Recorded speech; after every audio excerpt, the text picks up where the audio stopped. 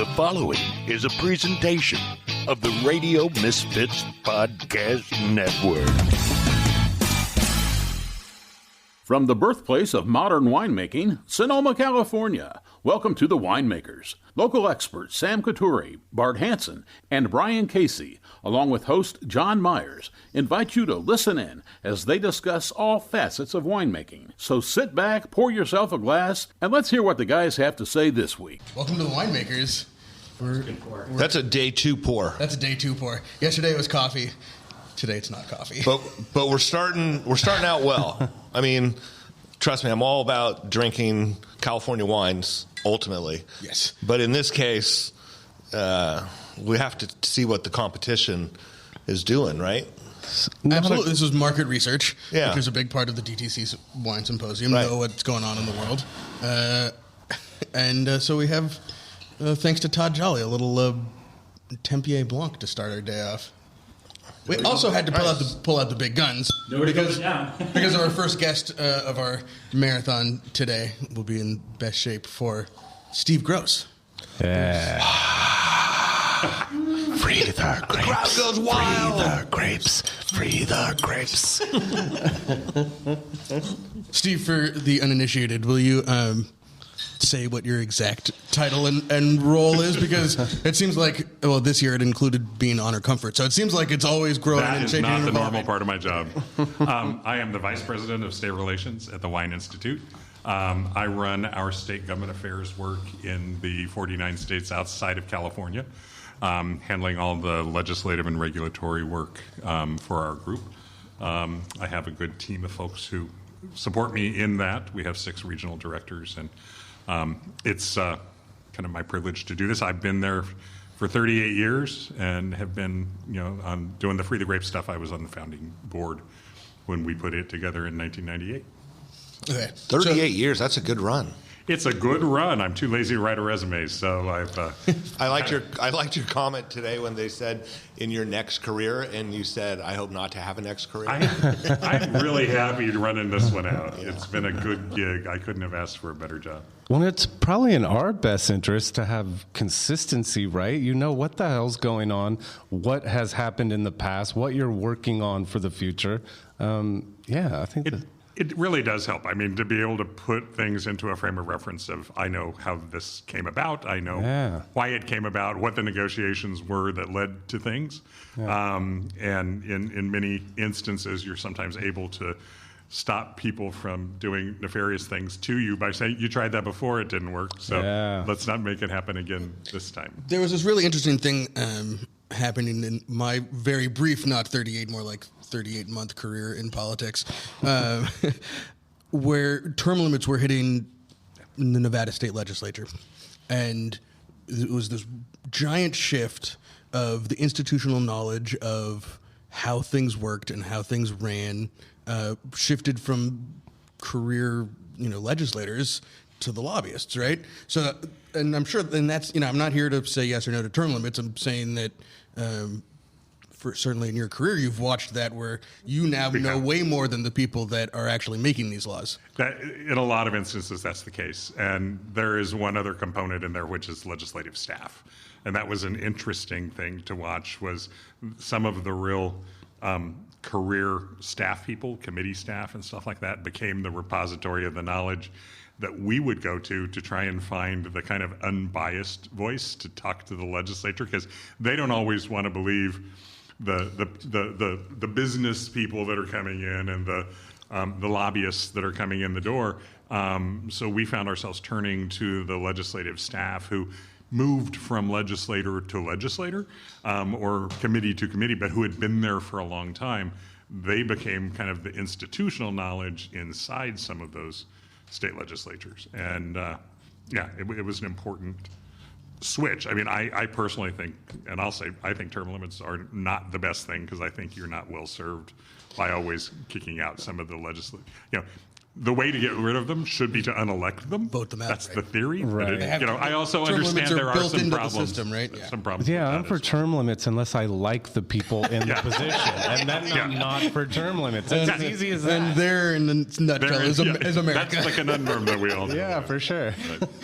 Yeah. I just want the people out that I don't like.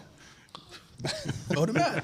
What do you guys see coming up with the new administration? Anything that's going to be weird, different? Well, first and foremost, I'm glad I do state government affairs right now rather than the federal end of it.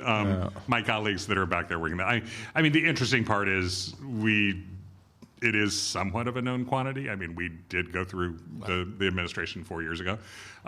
There is a lot of speculation right now on what's going to be the same and what's going to be more aggressive or something than what it might have been before. But some of the big issues that impacted our industry, like tariffs and some of those other things, are going to be back. And yet we've seen what they tried to do, during the first administration and some of the impacts they have. So we're hoping that we have a little better ability to educate based on actual realities of what happened the last time around. But I think it's anytime you get a new administration, it's a switch over within the agencies and things like that. I think one of our big questions and concerns, however you would want to pose it right now, is we were just talking about institutional knowledge, at agencies like the TTB and agencies like the Fair Trade Commission and stuff like that, where we know people that have been there who know us and know us well, know the industry, know the issues that underlie a lot of the reasons that the rules are there.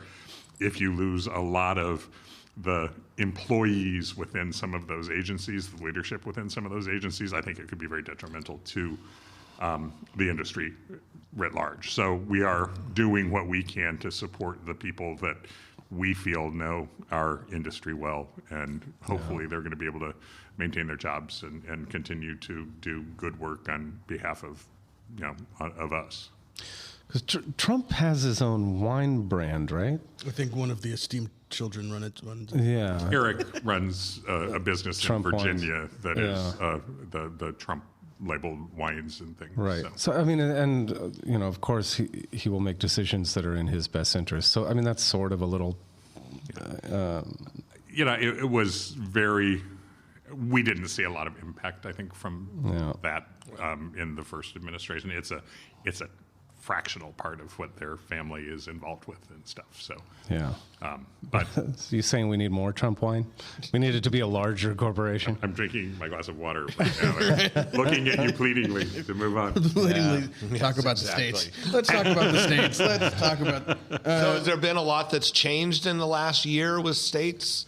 I guess, what are the positives? What are the negatives? I think the positives are that I think the discussions around our direct to consumer have not been as adversely affected as we were afraid they might be by some of the discussions coming out of the pandemic. You had all of the really fast changes with regard to delivery from on-premise locations and delivery from off-premise locations in states where that didn't used to be legal. And they went in and started changing all kinds of rules and laws.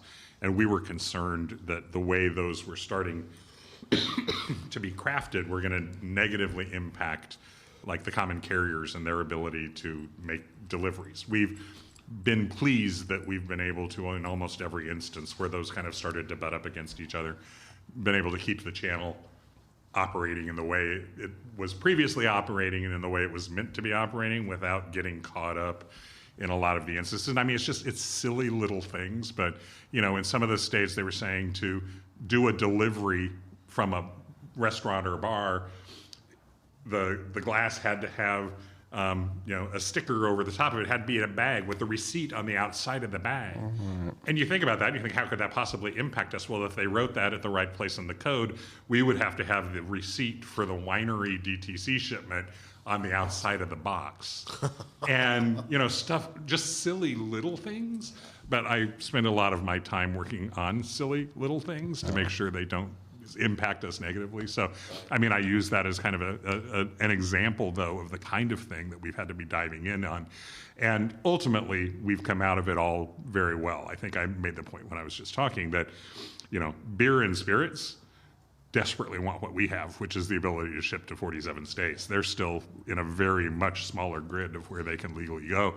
We've been watching closely to make sure as they try to expand their footprint that it's not used as a mechanism to roll back our footprint or put new limitations on us. And to date, we've been successful in doing that. So, I mean, those are the kind of the good kind of things I think that we're able to say is that, there were very few existing privileges that went away. I mean, we didn't lose a state or we didn't lose anything. I mean, there have been little glitches like fulfillment houses in Oklahoma you still can't use or something like that. But that's what keeps me employed is working on those kind of things. The bad things, I think, if you want to touch how you want to characterize or not, but there is a much, much bigger focus on enforcement that's coming out there at the state levels. They're getting funding for enforcement. They have figured out how to go to court, utilize the specific states.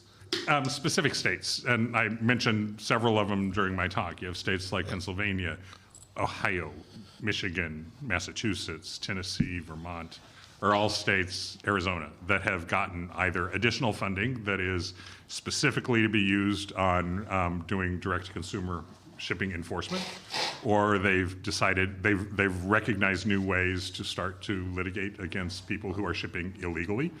The concern for us is, our mantra has always been we want our people to do it legally. That's why we put together the laws. That's what makes us successful is if people follow the rules. What you don't want to have happen is a bunch of people outside of the legal shipping channel shipping illegally, shipping wine and or spirits or beer in states where it's not currently allowed. Hemp-based beverages have all of a sudden become a big thing that's being shipped around out there. And, if those go awry and it gets the common carriers in trouble, the common carriers in trouble for shipping in general. It doesn't matter what they're carrying or who they're carrying it for. So we do have a lot of concern that the focus on the illegal activities of people outside of the wine channel could detrimentally impact the common carriers who aren't even being told what it is that they're carrying in most of those instances. So, how can they not, if something's dropped off at the FedEx store or the UPS store or wherever it is, and they're told that it's olive oil or whatever, if it's not declared that all it's those alcohol, sales through the roof. Yeah. If they're not told it's alcohol and all of a sudden they get in trouble for handling that package incorrectly because they were never told, that's a problem for those of us who are trying to do it legally and for their ability to service our members and the winery clients. So we're watching that level of enforcement as it starts to ramp up, and more states are getting really specific about saying that, listen, any scheme that says you can ship without having each winery hold their own DTC shipping license, those are going by the wayside. States are saying that that's not going to be allowed, and that means people have to accommodate that and make some changes.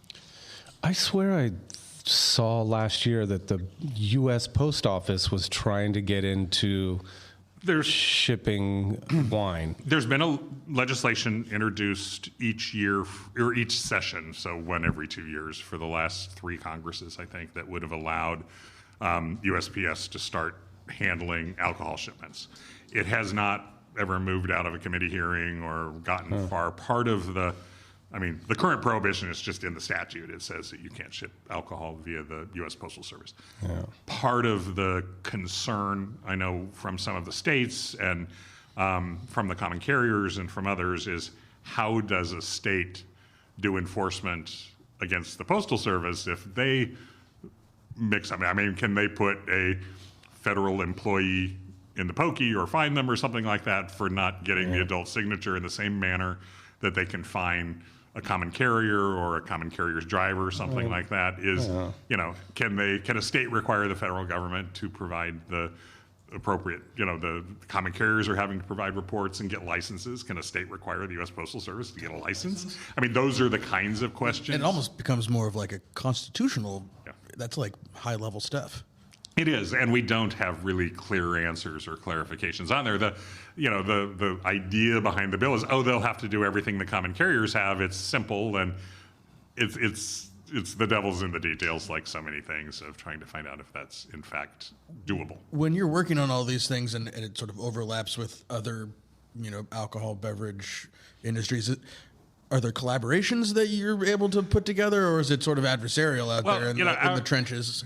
We honestly don't care if beer or spirits or something would be able to have access. What we don't want is to have any provisions that would go into their legislation that would undermine our existing privileges. So things like, one of the things that a number of the states have started to propose, and in fact New York just included it in their spirits shipping bill they passed last year, is a quantity limit, or a capacity cap that says, distillers under a certain size are able to do DTC shipping. Well, we're adamantly opposed to that. That's what I was talking about. That's the bill we're running in New Jersey. That's what we litigated in 2008 in Massachusetts in the family winemakers case.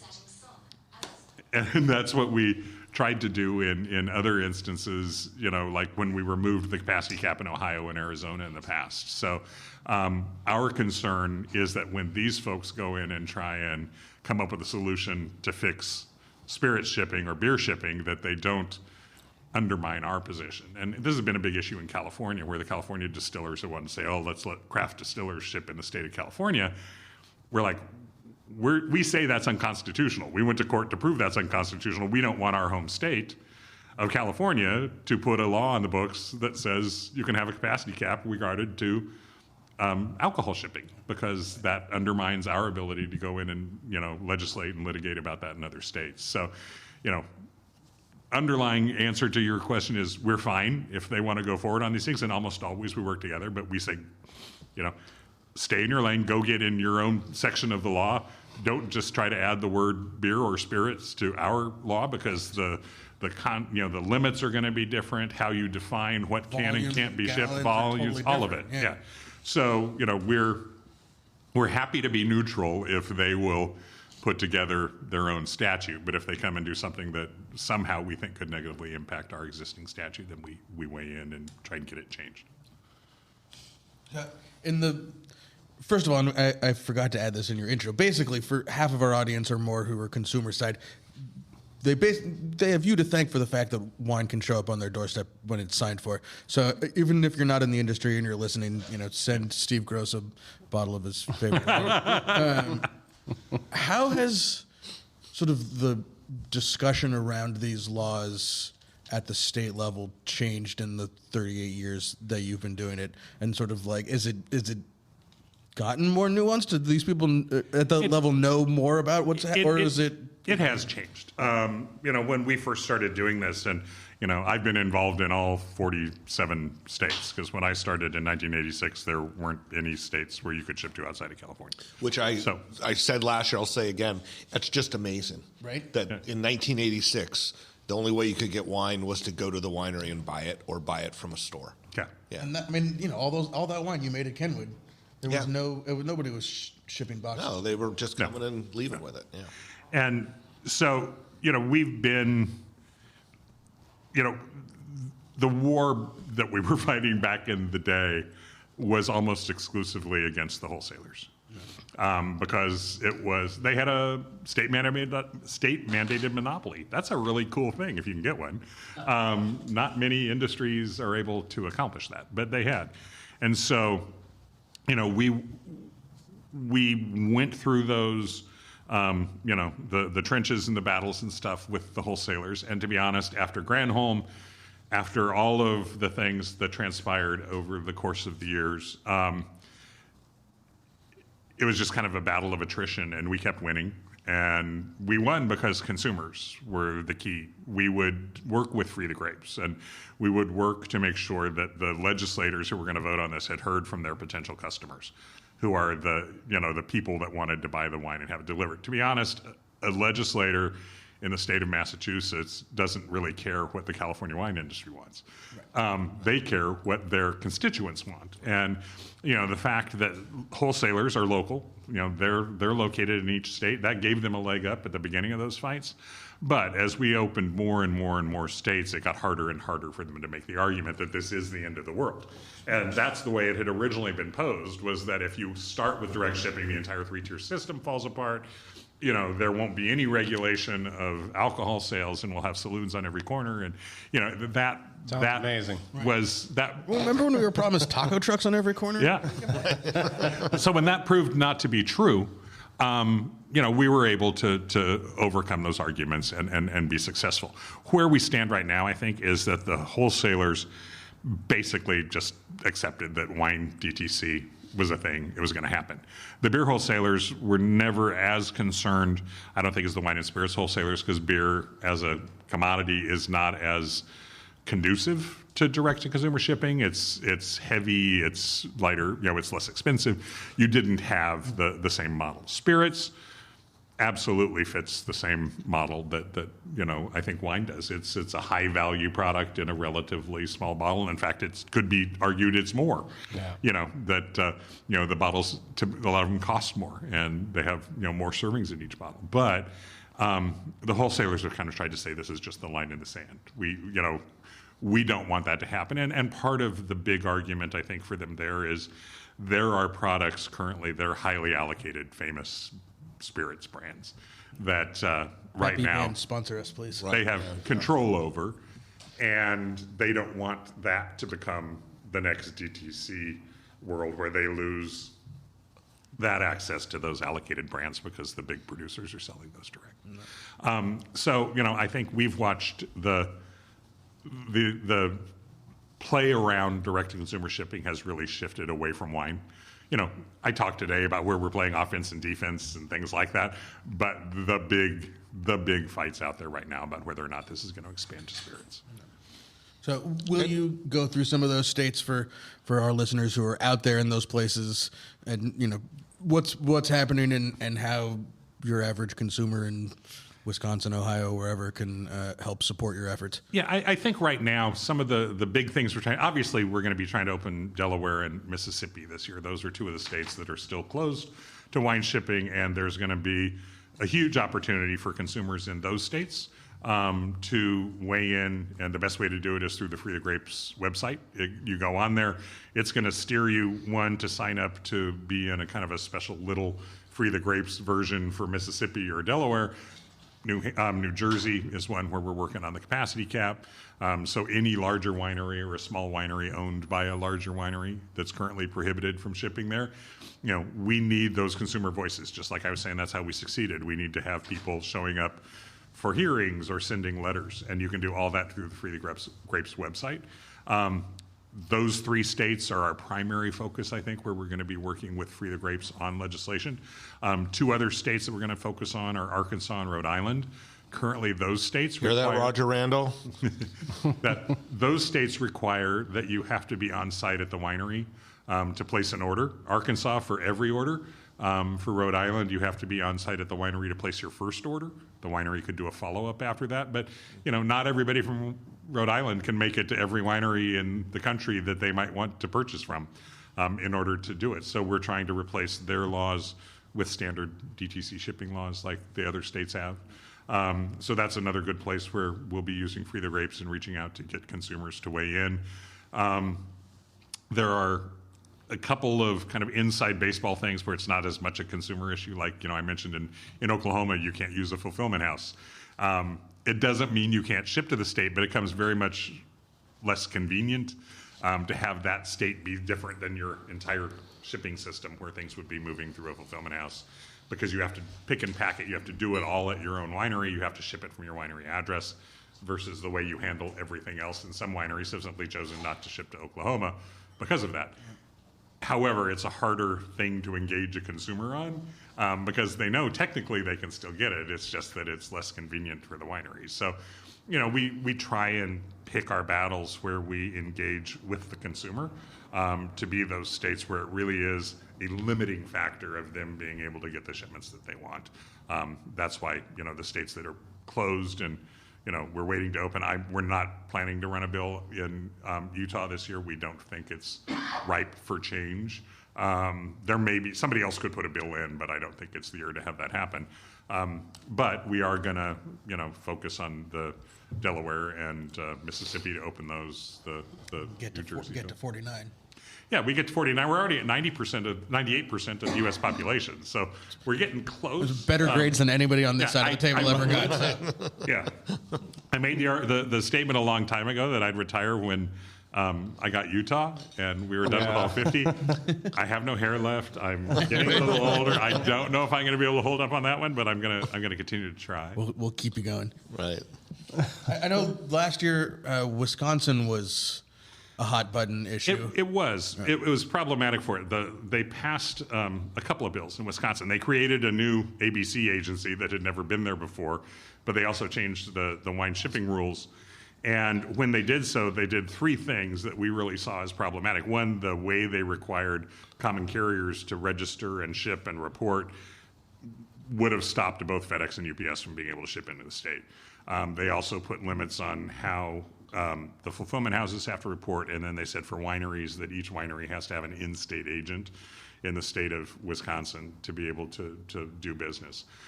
We were able to fix the biggest and most, the monster in the room was the common carrier part. We passed a bill in 2024. We worked with FedEx and UPS to get that passed to fix that. And so that is now done, and both of those companies have been able to get the licenses and stuff that they require to move forward. The fulfillment house licensing issue is not completely finished, but they finally issued the application for the fulfillment house license in the last 2 weeks of December. They were required to be in place and in effect January 1st. I believe that the bigger fulfillment houses that we were working with, everybody is at least tentatively approved to be able to start shipping, and we didn't have that downtime that we were concerned about when the fulfillment houses wouldn't be able to ship. And we're still working on trying to iron out the in-state agent part. For the right now, my Wine Institute members can use my contract lobbyist's office to be the address. And it's just for the service of if you have a violation, it's where are they going to mail the violation notice in the state of Wisconsin. So we can solve that for some people, but we're going to try and get that fixed in legislation in 2025 and to clarify the fulfillment house part too. Those are the little bits of the kind of things that you have to tweak around, that there's always something to be done. Right. Why doesn't Amazon in the wine shipping? They are not eligible to handle wine through their warehouses and stuff to do this because they own Whole Foods. So they are a retailer. Yeah. And it would be a 3-tier violation for them to be operating in the wholesale or the retail. Does that go back to Tide House? It's Tide House, exactly. Yeah, Tide House says you can't hold a retail license and then also operate as a wholesaler or a licensee. And one of the things when they purchased Whole Foods, they previously used to do some wine shipping, if you remember back in the day. They used to be involved with it, and they had a portal that people could put their wines up and stuff. That had to be shut down because as a retail licensee, they were not allowed to hold those licenses. Well, maybe it was during the pandemic that they were trying to do something with their warehouses. I think it was happening in SoCal to do deliveries. They had to have a brick and mortar liquor store, so they were making these like pretend sort of liquor store corners of their warehouse and brick and mortar. You had to have a brick and mortar presence that a customer could, in theory, walk into and make a purchase. Right. So they designated certain fulfillments, a portion of certain fulfillment houses to be able to fill that niche. Right. They shut all that down when they purchased Whole Foods. Now, as Whole Foods, they can do alcohol delivery within the state of California, and in other states where it's legal for a grocer to carry wine and to do deliveries. So, I mean, they're perfectly able to do home delivery within the state of California from Whole Foods, like just the same as Vons can do it, or Stater Brothers, or Safeway, whoever it is your market has. Outed himself as a Southern Californian by dropping Vons first. Right. I'm like, what are those? I live in Long Beach now. I've had to transfer from shopping at Safeway to shopping at Vons. It's the same special labels on it. Organic 365. Yeah. I get the same jelly. It just has a different name. That's so weird. Yeah. Safeway Select is now Vons Select. Yeah. we started talking about something at dinner last night that we've never really gotten into, sort of like the Steve Gross story on any of these sort of quick hits. And I wanted to, you were like a bartender early in your life. And how does that sort of like, did that inform any of your like view in profession now, or how did that like, It and how did that absolutely transition did, because happen? it was where I tended bar. Right. I tended bar at the bar where all of the state legislators in Lincoln, Nebraska voted. So Nebraska has a unicameral. They have 50 state senators. They don't have a House or Assembly. And it's a small enough group of people that when they would get off of work, they would go to either the Side Tack or the Sanctuary, the two places that I was working, which were owned by a woman who was on the PUC, the Public Utilities Commission. So, awesome. But anyway, the legislators would come in and they sat at the bar and they would sit and drink and I would serve them. But I would watch all the lobbyists would come up and make their pitch to the senators on whatever the given issue was. And it was interesting to hear the pitch. What was really informative and helpful to me was I got to hear the senators talk amongst themselves when the lobbyists walked away. So I heard them say, "Oh, so-and-so is just a blowhard," or "So, that is the stupidest idea I've ever heard," or there's something to what they're saying, but we can't let them know that we care or like it or something because they'll take advantage. So I actually learned more about how to lobby and what to do than I ever could have anticipated by sitting behind the bar throughout my time in college. Because I found out how you could be impactful with the state legislators.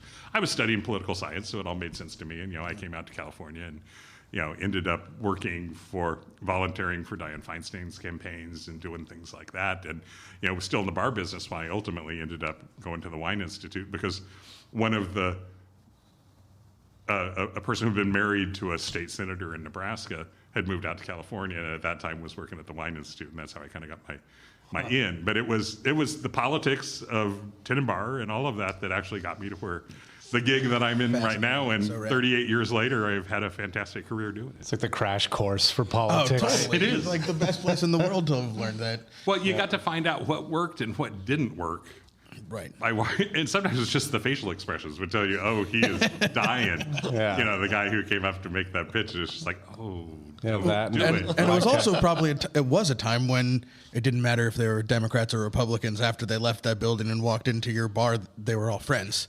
That was absolutely the case. Yeah. And at that time when I started working even up in Sacramento and elsewhere, it was very much the case everywhere. There was not the animosity that there. I mean, people fought during the day over policy, but everybody went out to drink together in the evening, and there was a lot of camaraderie, and everybody respected each other. One of my great disappointments is the level of the lack of collegiality, I think, that you have in all of the legislatures around the country, and certainly in Washington, D.C., is not what it used to be. Wow. But I don't know how to fix that. That was not my right. In that second career. It's not the neo-prohibitionists that are going to fix it, that's for sure. Yeah, exactly. Maybe it's the non-alcoholic wine that'll fix it. Maybe it's the non-alcohol wine. And everybody gets along a lot better when they're sober. Yeah. Right. Call to action. What can people do that are listening to this show? Well, anybody who's listening to the show, no matter what state you're in, it's great if you can go to the Free the Grapes website, sign up. We never know when we're going to have to reach out to somebody and ask them for help. Wisconsin, you mentioned it earlier. It became a DTC shipping state, I think, in 1989. It was like one of the very first. Yeah. And we went merrily along for almost 30 years, and all of a sudden we had a problem. So even if you're in a state and you're already getting wine and stuff like that, it doesn't hurt to sign up at the website so that if we have something, a glitch that comes along, we can reach out to you and contact you and let you weigh in and help. If you're a winery versus just a consumer, same thing. Go in and sign up and identify yourself as a winery. You will get different communications from Free the Grapes. We're going to get how you can help your consumers interact and do things. But also, again, if we have an issue in a state, we'll reach out to wineries and say, could you please contact the members of your club in XYZ state? As soon as possible. There's a hearing, sometimes it can be a week away that we find out that there's going to be something. So it is a great way for people to be able to get involved. And the other thing is, especially is everybody just be compliant, follow the rules. It's the biggest problem we have right now are the people who thinks there's a gray area. And I'm doing something that there are no gray areas on wine shipping. It's either legal or it's not legal. Right. And, it is the people who are pushing the boundaries and causing the problems are the ones that could, in theory, shut it down for everybody. Because if the problem is bad enough that the common carriers are going to say, look, it's not worth us for us on a PR basis, or because they've gotten penalties that are enough in a state to make them not be able to move forward, we can't get our products there from the wine side. So be compliant and sign up on the website would be my two big things I would urge people to do. And join the Wine Institute. Joining the Wine Institute is a huge thing. You have to own and operate a California winery in order to be one of our members. We work in all 50 states, but our membership is made up of California wineries. So if you're not a member already, please become one. You can go to our website and find it. It's wineinstitute.org, not .com. But and Free the Grapes, it's the same. It's freethegrapes.org. Okay. And I will not non-paid sponsorship. The discount you get from on FedEx shipping by being a Wine Institute member, like more than 10 times pays for being a Wine Institute member. So go sign up with it. Yeah. As a smaller producer, our dues are based on your production. There's a few big guys who cannot say the same. I'm not worried about the Jason Haas's of the world. I didn't notice you. I didn't see you there. One of my members has walked in the room. All right. Well, thank you very much, Steve. Good to see you. Keep up the good work. Always happy to meet with you guys. We're not letting you go until we can do Utah. I know. Okay. Next year we'll check in and see how that's going. I'll be around. Right on. Thanks for listening, guys. Well, welcome back to the show. Jason Haas of Tablas Creek Winery. Are we on? Oh, yeah, we're rolling. Soft. Great. Before you run, we'll delete those. I'm not cracking this bottle of Bourbon. Oh, that we were trying to Brian. Should we? We were trying to trick you into You're it. so predictable. All right. I mean, as appealing as it is, it's like a paperweight. Really, it should be opened. Yeah. You guys got all 13 of the grapes at this point, don't you? We have 16. Six is what have you added to the original 13? So they don't count color variants in the 13. So Wait. they just count Grenache. Noir and Blanc. So Grenache Noir and Grenache Blanc gets you to 14, and then we have Viognier and Marsanne that are allowed in Côte du Rhône, but not Châteauneuf-du-Pape. And then Claret Blanche, which means there's got to be a Claret Noir? No, there's a Claret Rose. Rose, okay. Which we do not have at Tablas Creek because they don't use it at Beaucastel, but we've got all 16 of the grapes they use at Beaucastel. Cool. And who else? Is anyone else playing around with all of them? No. Yeah. I saw one of the fun things that we get to do. Chris Cherry. Not everybody gets to play around with all of them. We'd like to. Yeah. Yeah, Phil planted some Claret Blanche over in the Rossi Ranch, and then he told me that he planted some at Bourbon too. At Barisha, there's like a whole white Rhone blend down by the creek with a whole bunch of whatever he could get his hands on. Yeah. I mean, there are at least a few other vineyards that have every one of those grapes, but there is no. So each one of those grapes, but there is no vineyard that has every one of those grapes. Right. But Claret is one of the ones I'm most excited about. Yeah, me too. I think it's going to be super good in California. 5% Claret addition to our Homage Blanc, which we had the old version last night, which has Marsanne. We cut over the Marsanne to Claret, and it just like transformed the wine way more serious, way more like mineral and sort of just like focus driven. It's cool. I have vivid memories of the first year that we had Picpoul in production, and in our Esprit Blanc, we used to use Roussanne Grenache Blanc and a little bit of Viognier, and we swapped out in a blending trial 5% Viognier for 5% Picpoul. And it was really like when you're at the eye doctor and they like click the lenses and it goes from blurry to all of a sudden crystal clear.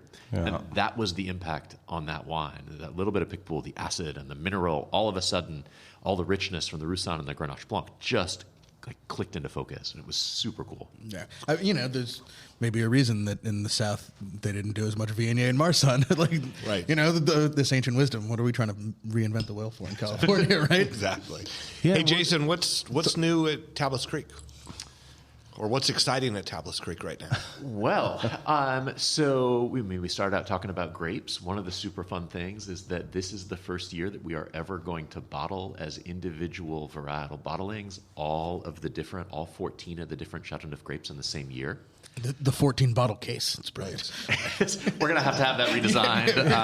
But Muscardin is the last one that we'd been waiting for. And that one we finally got, not a lot. We have one barrel, but we thought it was good enough to do as a mono varietal bottling. So it'll be the first time we'll do Muscardin. And then we've got enough high quality grapes from 2023 and 2024 to do varietal bottlings of all of the others. So that's super fun. Super fun. And then we've been doing a lot of, I think, cool stuff on the regenerative farming front. So is this are you playing a drinking game? Like anytime somebody says regenerative, like you have to Anything we glass, like, we ding and then we drink. Anything we like. But that is a good drinking game idea. I mean, there you go. Especially if they use it wrongly. Then you drink more. But that whole deep dive into the community that has grown up around regenerative organic. There's now 4 of us down in Paso Robles, a couple others that are in process. And all of the flow of information that's being shared is really exciting. Cool. Yeah, who else is working on it? So Booker and Via Creek are certified with us.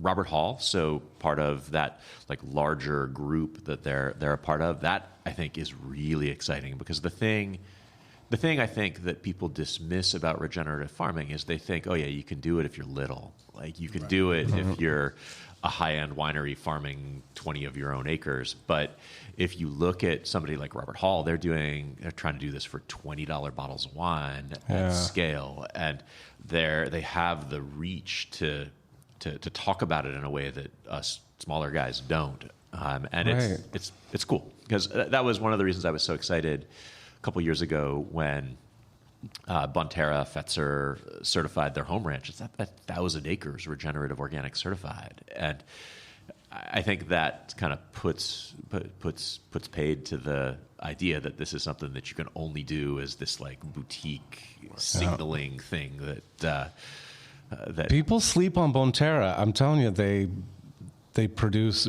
great wines for the price that you get, and they're doing it the right way. Totally. Yeah.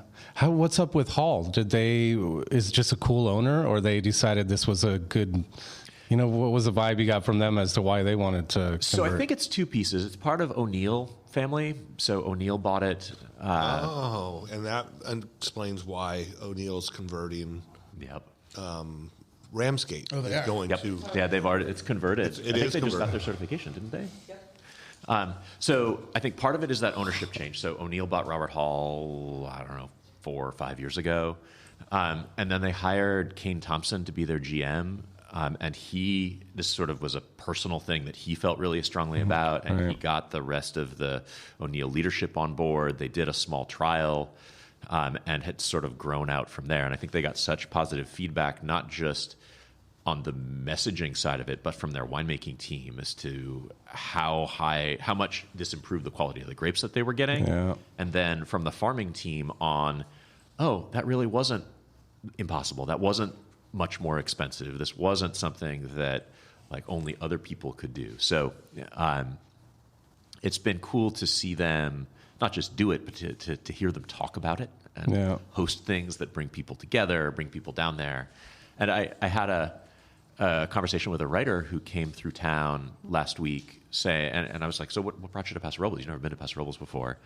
And he said, well, I was looking for a place where there was this like critical mass of regenerative farming, and Paso was where it was. And I'm like, oh man, that's music to my ears. So it was cool.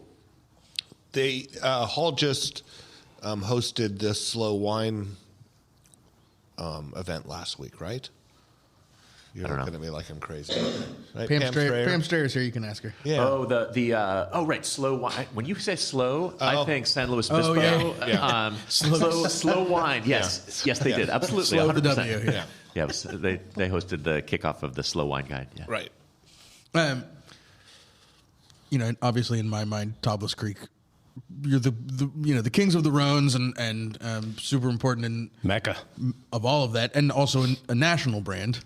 And obviously there's all these cool things that you do that are DTC. So you kind of talk about that balance a little bit and your commitment to not only this symposium, but Free the Grapes and the Wine Institute in general, to keep that part of the channel open. Yeah, for sure. So it's interesting. When we started, for the people who don't know our background, we're a partnership equally owned and run by the Perrin family from the Rhone Valley. We do Chateau de Beaucastel, Famille Perrin, Miraval, like lots of big stuff.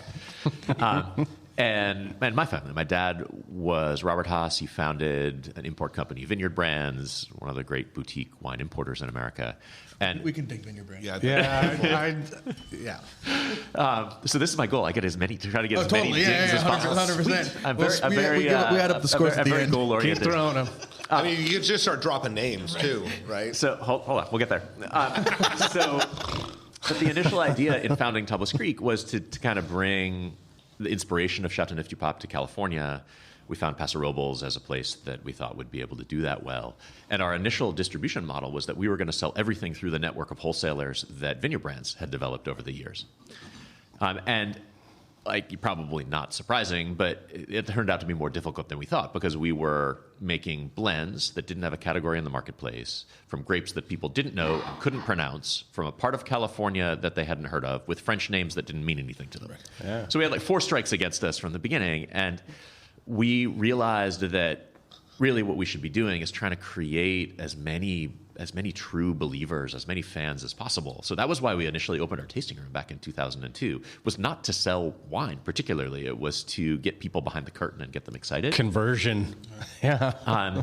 And it was only gradually that we realized, hey, wait a second, like, it's so valuable having this network of people who know who we are and are excited about what we do. We can do small production things that a wholesaler would just be baffled as to how to deal with. Like, what's a wholesaler going to do with 25 cases of Muscardin? Like, none of them, nothing is going to do anything with that.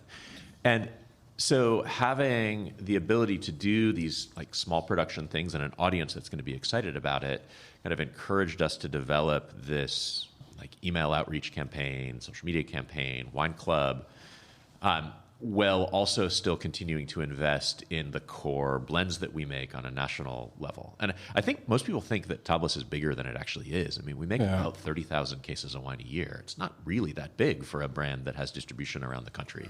So at the moment, we're about evenly split between what we sell wholesale and what we sell DTC.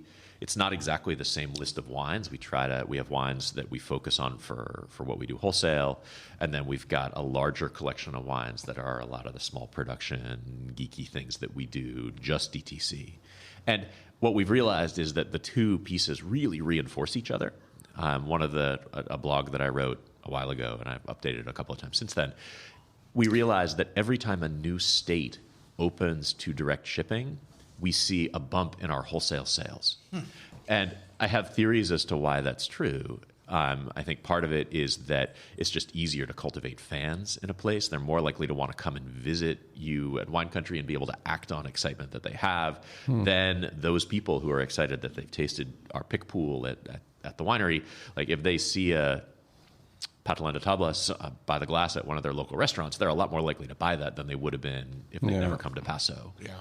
And then it also changes the incentives of a winery. It makes it a lot more appealing for me to go and work that market, or to send our national sales manager to go there and host events and do tastings, because if people get excited, then they can join our mailing list and maybe eventually join our wine club. So there's these like synergies that I think undercut any arguments that wholesalers have that this is somehow bad for them. It's not. I mean, we're all in the business of creating fans. And so we really do believe now that they are complementary, and try to do everything we can to make as healthy a national wine market as we can do, both on the wholesale side and on the DTC side. So, I mean, I've been coming to this conference for about a decade. I've spoken at it a bunch of times over the years, and that's such an important piece of what we do. So, I mean, any way that we can support this entity and support Free the Grapes and support the great work that the Wine Institute does around the country, we're going to do. And that's in no way contradictory with the work that we're also trying to do to make sure that our wines are by the glass at a great restaurant in Chicago. That's fascinating. If you're not out there following your blogs and your Instagram lives and all the stuff you post on LinkedIn and stuff, I don't know how anybody functions in this business. So appreciate all those things that you put out there. What do you got boxes going on this year? We have at least 4 wines we're putting into boxes this year. So we decided 3 years ago that we were going to do our Patelin de Tablas, those 3 wines in boxes, and we were going to start just DTC because the wholesale channel is harder on that. And the first year that we did it, we announced it to our mailing list and sold out our boxes of rosé in 4 hours. Like, we had so dramatically underestimated people's readiness for this that we had to do a second batch of rosé and then larger batches of white and red. And we did that for 2 years, basically doubling the production the second year and still selling it out fast. And then last year, we doubled it again and allocated a piece of that into wholesale. And we also added our first estate wine in boxes. We did a kind of chillable, drink young Grenache that we called Alouette, which we did in box last year, which was great. And what was it? Was it a 3-liter box? Yep, 3-liter box. So what was the price point on the estate? I think we sold it for $125, maybe $115. Oh, that's great. A box. So yeah, amazing. I mean, it's whatever the equivalent of under $30 a bottle. Yeah. And it's once people do that math in their head, it makes a ton of sense.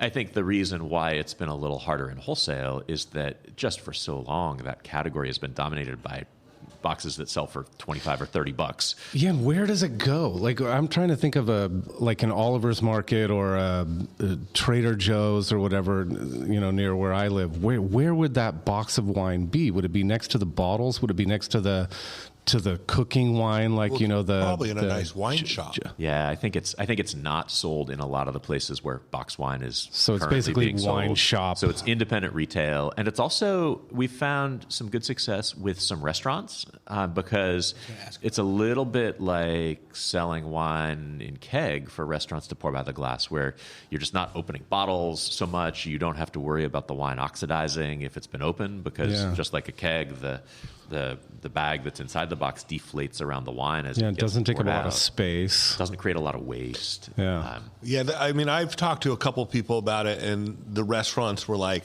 it's a great idea, but we don't have refrigerated space to have the box. But if it's a red, you don't necessarily have you're right. refrigerate. But yeah.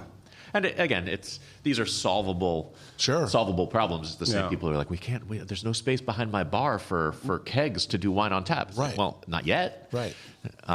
So for us, part of the appeal is that we've really been trying to look at the carbon footprint of what we do across our entire operations. And anybody who's done that in a serious way, gotten a greenhouse gas audit of their operations, realizes that packaging is where you've got to look. It's half the carbon footprint of the average California winery. And so the glass bottle is the biggest piece of that. And anything that you can move out of a glass bottle into another kind of package, like you make really massive strides towards reducing your overall footprint.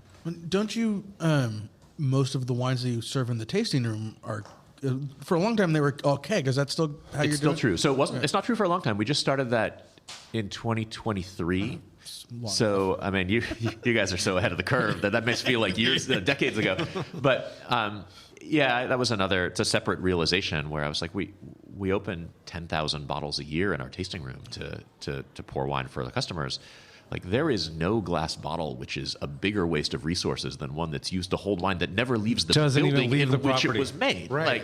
So now what we do is we do a rough estimate as to how long we're going to have it available in our tasting room, and then fill the appropriate number of kegs to pour that on tap. And it saves, that's not all of the bottles, but it saves something like 80% of the bottles we'd otherwise use. That's amazing. I mean, the amount of recycled, our little tasting has the amount of recycled bottles that go. They left from the winery to the warehouse to our tasting room and then went into the recycling bin. Yeah. Right? It's great. Yeah. And it really, all of those uses of resources come with costs. So, I mean, yes, there's some upfront costs to put in the keg systems and to buy the number of kegs that you need, and then to get the equipment that you need to wash the kegs. And I was a little worried that it would take a while to recoup those costs. I did the math. It took 9 months for us to recoup all of the investment costs of buying all of the kegs and the systems in the bottles and capsules and corks and labels that we weren't paying for. Yeah. And is it a company down there that's actually putting things in keg for you? No, we do, for the tasting room stuff, we do it ourselves at the winery. Huh. For what we do in wholesale, because we sell the Patalan wines in keg in wholesale, that we do with Free Flow wines, which is up in Napa. Yeah. And now with the new laws, do you have to put on CRV things on the kegs?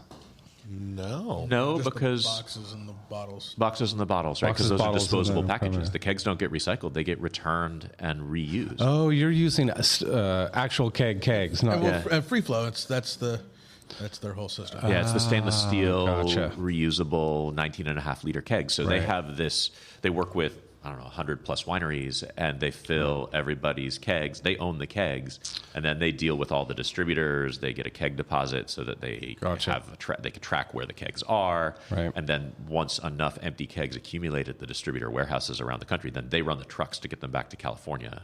So they just get reused. So on the return, it's a Tablas keg. It's who all the different clients.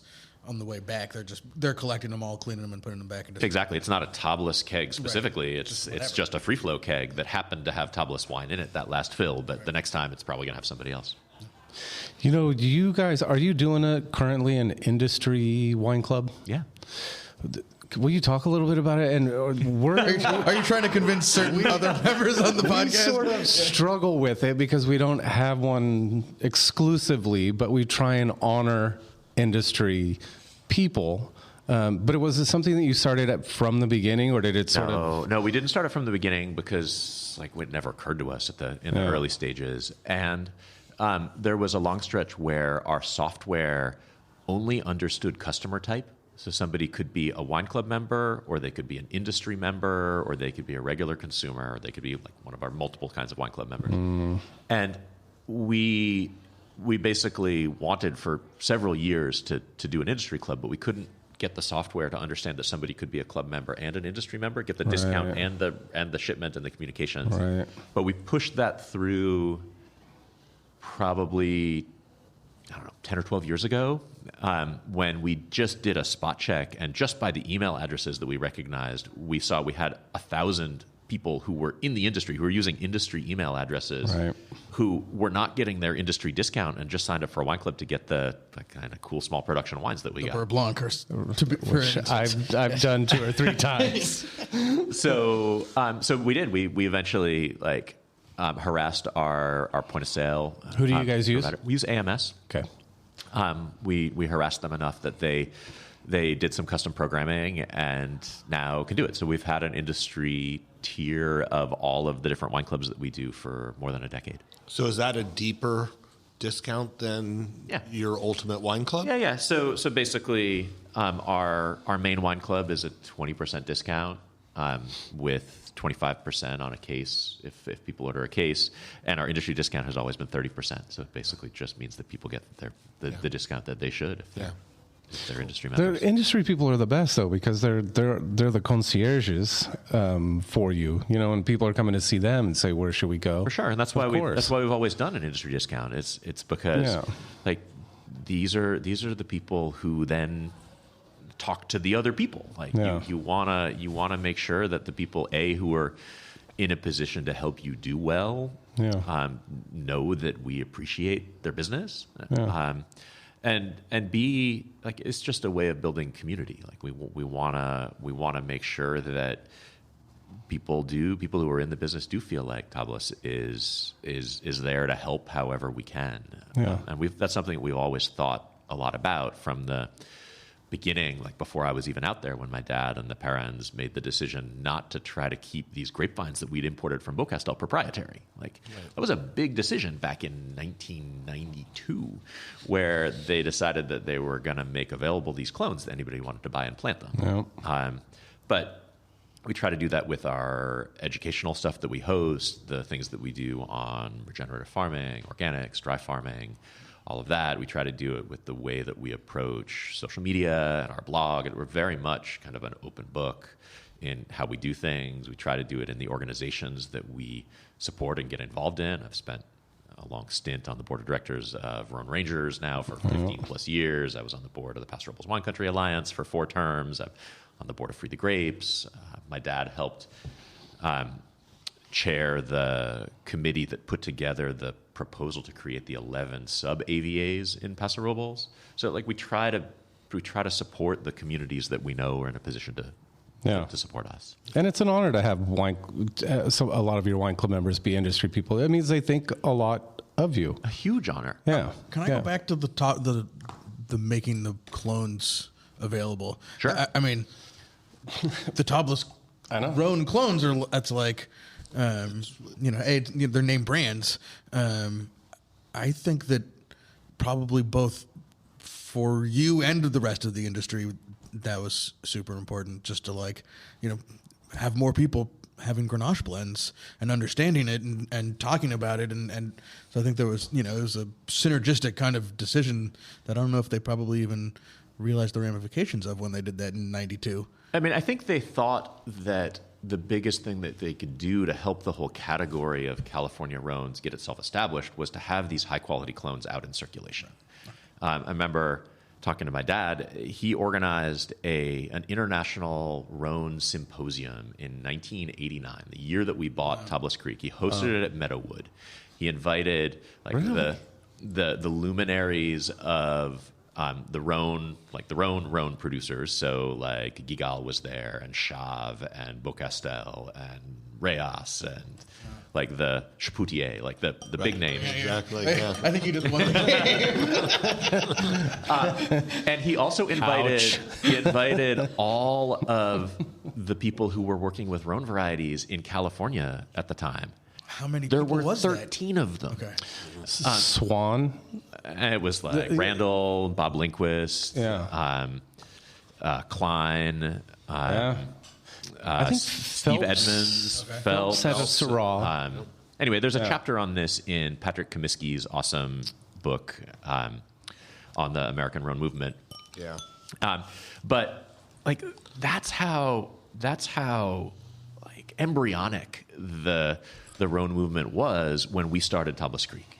And so making available these higher quality cuttings, it was like the whole idea of like that rising tide is going to lift everybody's boats. But I am sure you're right that they would not have predicted that 30 years later we would have sold 5 million grapevine cuttings to 600 vineyards from Washington State to Virginia. Like I think it was definitely ended up being bigger than they had ever imagined. Is there money in that? Yeah, we lost money. Hashtag wine business. Is that what you mean? Yeah, I'm curious. Like, I don't know how much they go for, or how you ship them out. So basically, the nursery business is just a really hard business. Partly because there's a lot of economies of scale, and we were always pretty little. Partly because the things that make West Paso such a good place to grow grapes to make great wine is that the vines struggle. Right. And in general, if you're founding a nursery, you wouldn't put it there. You put it in like Fresno. Like you put it someplace where there's deep soils and you can irrigate and the vines are like robust and healthy. Make your life a little easier. Yeah. And the difference between making money and losing money in a nursery business is basically, do you get 70% take on your grafts that year, or do you get 65% take on your grafts this year? Right. And so there were years where we made money, but overall we did an audit in 2003 and realized we'd lost about $500,000 on selling grapevine cuttings over the previous decade plus. But we shipped 5 million units. So we had only shipped about 1 million units at that point, but what we did in 2004 is then we worked out a licensing agreement with a nursery up in Santa Rosa where initially they came down and just took the prunings that we took off the vineyard every year. Eventually we sent up mother vines and they built their own increased blocks and all that and paid us a small royalty on the vines that they sold. And that was a much better business model because you can't lose money in a royalty arrangement. Just a lot of pennies. It's a lot of pennies. Yeah. But also, they were a nursery. I mean, that was their job. They could market to vineyards. And so we had sold like 1 million grapevine cuttings in the first decade, and they sold 4 million in the next decade. So they were much better at actually the business side of their things focus, yeah. than we ever were. So Was that Nova Vine? yeah. I wonder if there's some way to like track the family tree, because those 5 million cuttings and Missau selections and expansions of vineyards and redevelopment, must be a wide web across, like you said, across the whole country. It's a super wide web, and we don't have a particularly great tracking mechanism. We did when we were selling them ourselves. And then Nova Vine we did get reporting from, but over the last decade, now we've made those more generally available to more nurseries. So there's now like 6 or 7 different nurseries selling our cuttings, and we don't get reporting. But it's been fun in a couple of ways. One, I mean, we go to Hospice du Rhône every year, go to Rhône Rangers every year, and every time we have like a dozen wineries that we didn't know about coming up to the table being like, oh, you got to taste this. This is made from your Grenache clone. Like, this is made from your Bourboulon. Like, so that's been really fun. I was just going to ask, have you ever done tastings of the different clones from different AVAs around the country? And Thank you for this segue. But, almost Sam, you get a thing. Yeah. Is that one for me? That's for you. Okay. That's for you.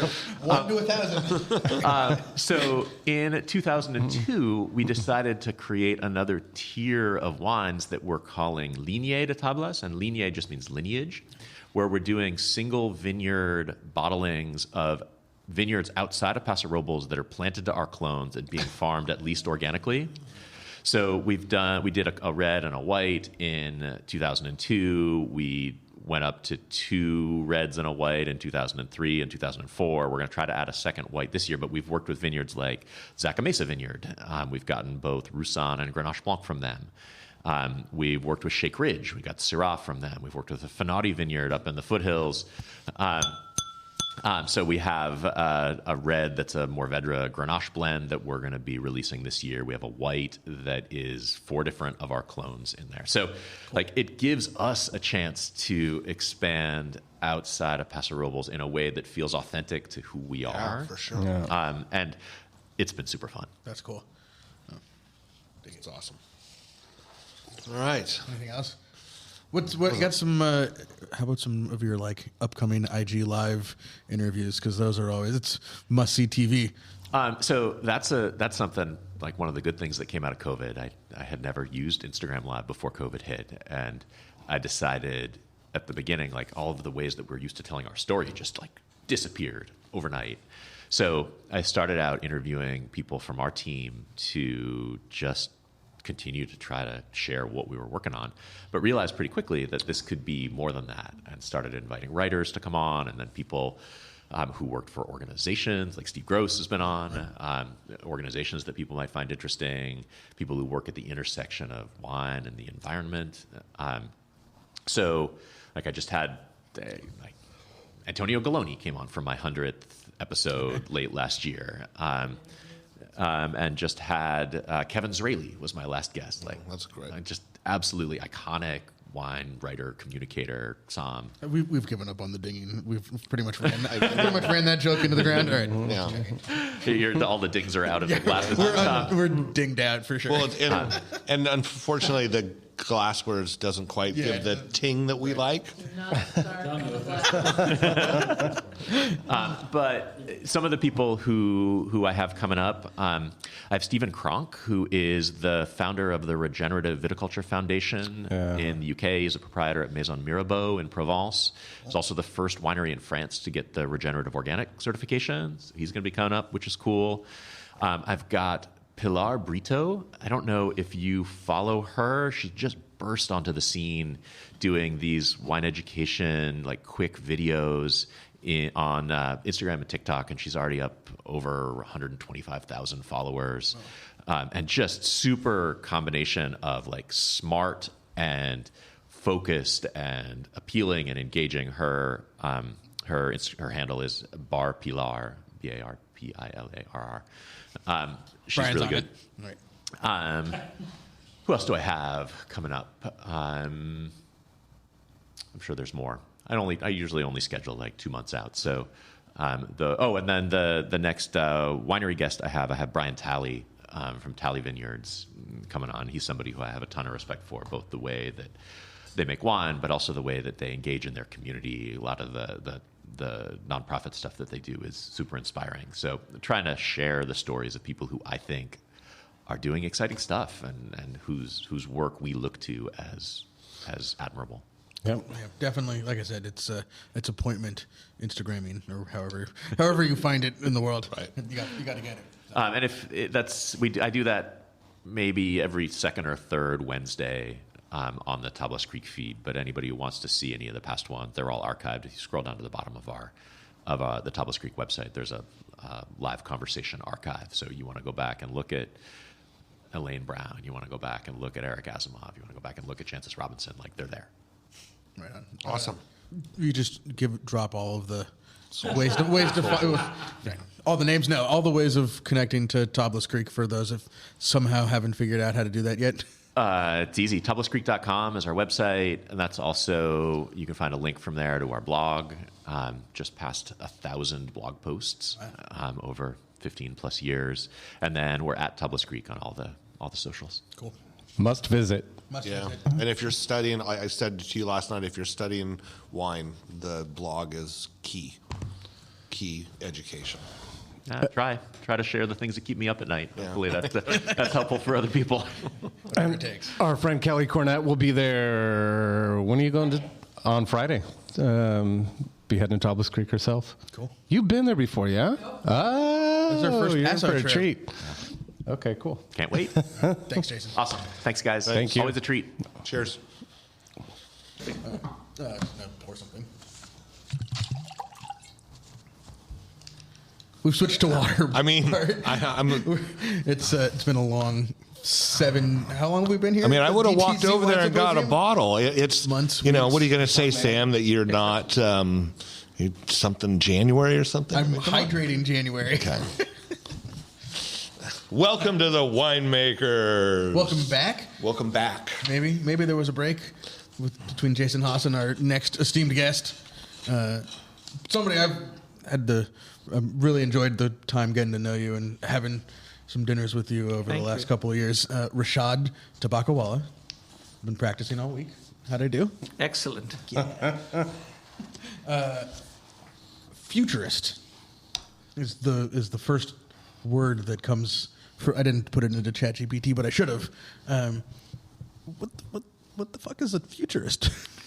I think it's a couple of things. One is it's somebody who doesn't know how to do anything, so talks about the future. That might be one. But the other is someone who has a way of trying to understand, simplify, and then make actionable the future for people operating today so that it can thrive tomorrow. And I thought you said that today, like, if you're waiting, why are you waiting? Essentially is what I got out of it. Like, it's here and it's operating and it's working. Why not get on board now and learn before everybody else is trying to catch up? Yes, I think to a great extent in this case I was asked to talk about, the wine and AI, and so this is specifically about AI. But I've been sort of early in a lot of different things, and my basic belief is that you can be too early, like on the very bleeding edge, and sometimes being too early is as bad as being too late.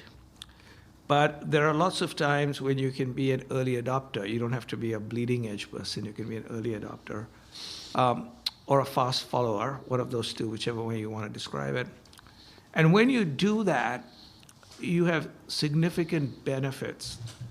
And one is you basically get to be seen as a leader for change and the future in your industry. It attracts clients, it attracts talent, which is extremely important. It basically also forces you to keep learning because then you're known as that, so you start learning. And you also begin to have the ability to have both partnerships and investments at much lower cost than you would do at a later stage. And I often believe that certain things, the trend is very clear. So if you basically see something which has very large numbers of smart people aligning with. You begin to have amazing advances in technology. You begin to have companies across many industries saying this is a big part of the future. That should give you enough signal to basically say, this is probably not either hype or a flash in the pan or the next tulip thing. And to me, that became very clear a year ago, and this is 2 years after ChatGPT. So a year ago was 1 year after ChatGPT. So 1 year after, it became very clear, and that's where I came and spoke, and I said, look, we need to start using this. And over the past year, I particularly built a case, and I always build a case, to try to see if my recommendations are completely wrong. So I don't look for necessarily confirming evidence. I look for disconfirming evidence. No.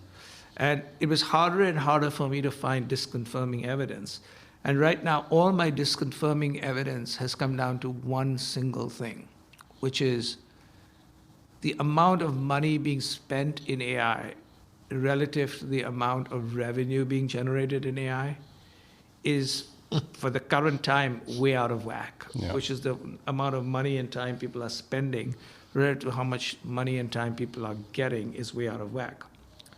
But when I mention that to very smart people who run companies, including, by the way, I haven't talked to these people, but I read what they write, or say in analyst and investor calls, like a Satya Nadella or a Sundar Pichai, this is the heads of Microsoft and Google, their basic belief is we're not really worried about whether we're over-investing. We're really worried about whether we're under-investing, right? Yeah. They said the big challenge here is we'll be under-invested for something that is so big and so huge that we won't be spending enough money on. So the fact that that is what people think makes me say, okay, that's cool. And then as someone who uses it, the benefits I get out of it, I'd be willing to pay more than what I'm actually paying, because I've already begun to see certain benefits. And the benefits really are, we kind of measure two things. We measure revenue, and that's easier to measure, but that tends to come later.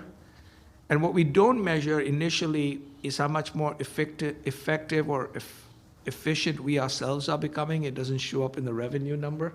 It just shows a lowering of costs, but it doesn't show revenue number. But the biggest thing that we don't understand, and that's actually, I'm going to speak to 70, I thought I was going to speak to like 15 marketers, and the IAB just told me that they've sold out the room, and it's 75 now in the room. They were expecting 15, and they said maybe there'll be 20. And it was just, my topic is how AI is going to change marketers, not how AI is going to change marketing, but how AI is going to change marketers. And my talk is going to basically say, look, if you're thinking about how to use AI to be more efficient or how to be more effective, so efficient is how to be cheaper, and effective is to target better. You're talking to the wrong person, because I don't know how to do this anymore. I'm not an agency, I'm not a consultant, I'm not a systems operator, I'm not an advisor, a strategist. Within 5 minutes, you don't have to go 5 minutes. Within 60 seconds, you'll say this guy is like out of date. So I said, I'm not going to talk to you. So if you're coming for that, I used to be cutting edge in a lot of things, but that was 6 years ago, 10 years ago, not today. I stopped being a practitioner. But if on the other hand, you want me to talk about the 30, which none of you are thinking about, not efficiency, not effectiveness, but existential change and existential risk, talk to me. Because this, the analogy I give is this. The change that came about because of the internet for any industry wasn't how to use the internet to make what you did more efficient or effective. Everybody did that. It was how do you reimagine your business? So if you think about companies that are reimagined, Google is in its one form, in its early form, a reimagination of classified advertising. No. Right? If you think about it, YouTube is a reimagination of television. And so to a great extent, the real value is added when you reimagine your industry and you reimagine your business or reimagine how you do things. That is also not being measured. So there are amazing entrepreneurs all over the world reimagining industries using this, but it hasn't been measured yet because they're still creating the new thing. So it's one of the reasons why I basically believe that this is potentially huge. So one of the key things I always mentioned is AI is for everybody. And the other thing that I did mention to the audience and for people who are listening, I was very clear that this is not something that you need large amount of resources. You need to be a large company. You need to be technology savvy. You need to basically have, you can get away with free, but I'm recommending to people at least to put $20 or $40 into this a month. And nothing's wrong with free if you can't afford $20, that's fine. The only difference between free and the $20 version of some of these new technologies like ChatGPT or Gemini or Claude is that the $20 version is just 6 months ahead, but twice as good. Okay? And if you want to basically use something, you might as well use something twice as good for $20. It also allows you to use it without having any limits on how, it has far fewer limits on how much you can use it. And so I encourage people, hey, if you got $20 a month or $40 a month, use this. You don't need to know code. You don't need to know technology. You need to know one of two things: how to ask a question by typing in a question. And the other is, if you can't even do that, how to speak. Because you can actually talk to it, if that makes sense. Yeah. And so my stuff is, you can't tell, and the other one is this doesn't require you to run a marathon or climb a mountain. So the three things I often get from people is, I'm a small company, this is how much money will I need? I said $20, $40 a month. Don't tell me you can't afford that in a small company. That's number one. Number two is people say, oh, I'm not technology savvy. I said, there's nothing to do with technology. You don't have to be technology savvy. And the third one is, I'm too old, right? And so my old stuff is, tell me how old you are. I'm older than you, and I'm still doing this, so don't be ridiculous, okay? And so what tends to happen is if I don't let people use age, technology, or cost as a barrier, then I reveal to them what the real barrier is. And I don't like to shame anybody, because shame is not the way to get people to change. But I basically remind people, it's your inability to change. Yeah. It's got nothing to do with anything else. And my whole basic belief is, as I said previously in my first book, I've written a chapter called Change Sucks, right? It is hard, but the next line in the chapter is, change sucks, but irrelevance is even worse. Yeah. So I said, all you're telling me is you're okay being irrelevant, which is okay. But I said, just accept that you're okay being irrelevant, and if you are retired, not working for a company, not selling anything, it's okay being irrelevant. But if you are selling, trying to work with people, they will sooner or later say, we like you, but we need to remain relevant, and we aren't going to work with irrelevant people. I mean, I can think of brands in the wine industry that need that, or maybe a large swath of this industry needs the message of change sucks, but irrelevancy is worse, right? Right. Yeah, it is. And it's not easy. So whenever people say, like, change is easy, I say, look, I find it's terrible. I said, if you look at my background, when I was working, I worked for the same two bosses for 25 years. My full-time career was 37 years in the same company. I remained an advisor to it 6 years later, so it's 43. And could you explain what that was? It was Publicis Group, which is today the world's highest capitalized advertising services industry. It is 106,000 people around the world. When I stopped working there, it was 86,000, but it's continued to grow, which is good. I wrote strategy and growth for it, okay. Including all of its M&A and all of its future plans. And often people look at that. Obviously, it wasn't me. There were 86,000 people, including a lot of significant senior managers. I was working with my CEO and everybody else. But I was supposed to be the strategist and growth officer. And when we put in a strategy saying, look, we have to change, and our changes, our future competitors and future clients, or even existing clients, are going to require more technology, more smarts about new things, and not just television and radio. Or even if we express television and radio, it might be called podcast and YouTube, right, versus television and radio, as this is. And so, in effect, we have to reinvent ourselves. And that reinvention thing took 5 years. It was very painful because people had to learn new things, people had to lose power, gain power, all of those things that happen. When I stopped working full-time and I started my new career as a one-person, author, speaker, advisor, and I remained with them. Is part of the reason I left was because I'd worked for two people for 25 years and they both retired on me, right? And I said, I worked there for 37 years. I've lived in the same city because the weather is so amazing. Chicago for 44. Okay, it's not like this. It's minus 17. That's the way you should live. I don't know what this is. Okay. Our live studio on is a Chicago native also, right. So he's feeling your pain. Right. And he's not living in Chicago. And he lives in Paso Robles now. So exactly. And I've, you probably met my wife last night. I've known her since both of us were 12, which is 53 years ago. So I say, looking at somebody who's anti-change. Right. Okay, and every time I change, I say, oh God, it's so goddamn painful. Why do I do it? And that's how I remember about this irrelevance even worse. But what people don't realize is 5 years ago, the Publicis Group's market capitalization 5 years ago was approximately $16 billion. And our biggest competitors were valued at $18 and $20 billion. 5 years later, the one that was worth 20 billion is worth 17. The one that was worth 18 is worth 10. And we who were 17 are worth 36. Okay, so we have become more valuable than our next three competitors combined after being number 3 to it. And what people will tell you is they reinvented themselves and people were laughing at us when we were doing the things that we were doing. And for 2 years, our results sucked because people said, what are these people doing? And we said, hey, we're getting ready for the future, so we're investing for the future. And in that trauma of going from today to tomorrow, it was difficult. People quit. People, said, what are you doing? But we were very clear that if we didn't do this now, we'd be hard-pressed. And the biggest thing we learned, and I keep learning it all the time, was that the future comes fast, but people change slowly. Okay?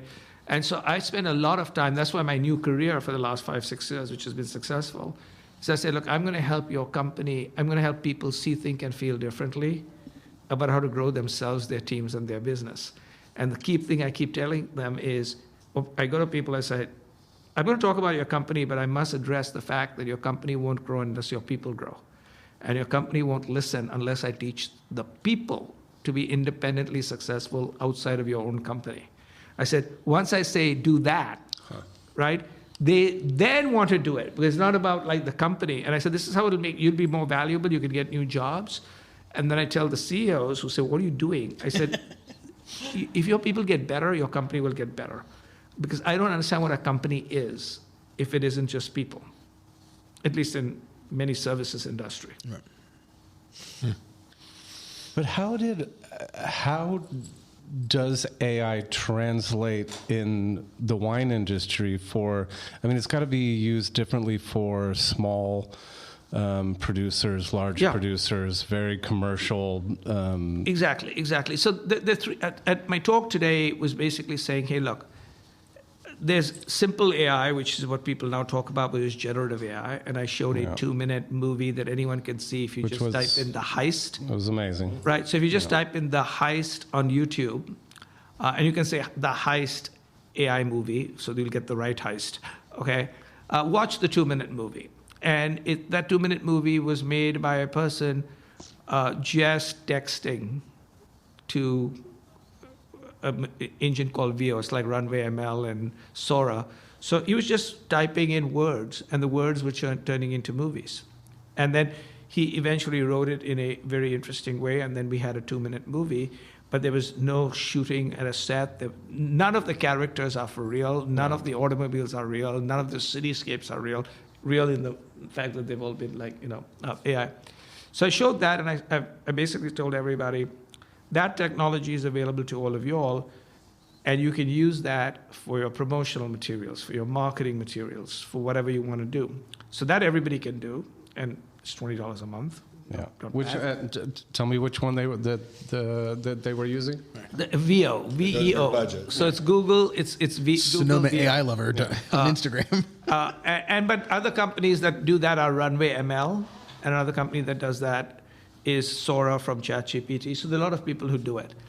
VEO just happens to be currently state of the art, and it will be for the next 2, 3, 4 weeks till somebody else supplants it. Okay, so that happens to be sort of one. So you don't have to be big to do that, right? Then the other thing I talked about is, hey, we're going from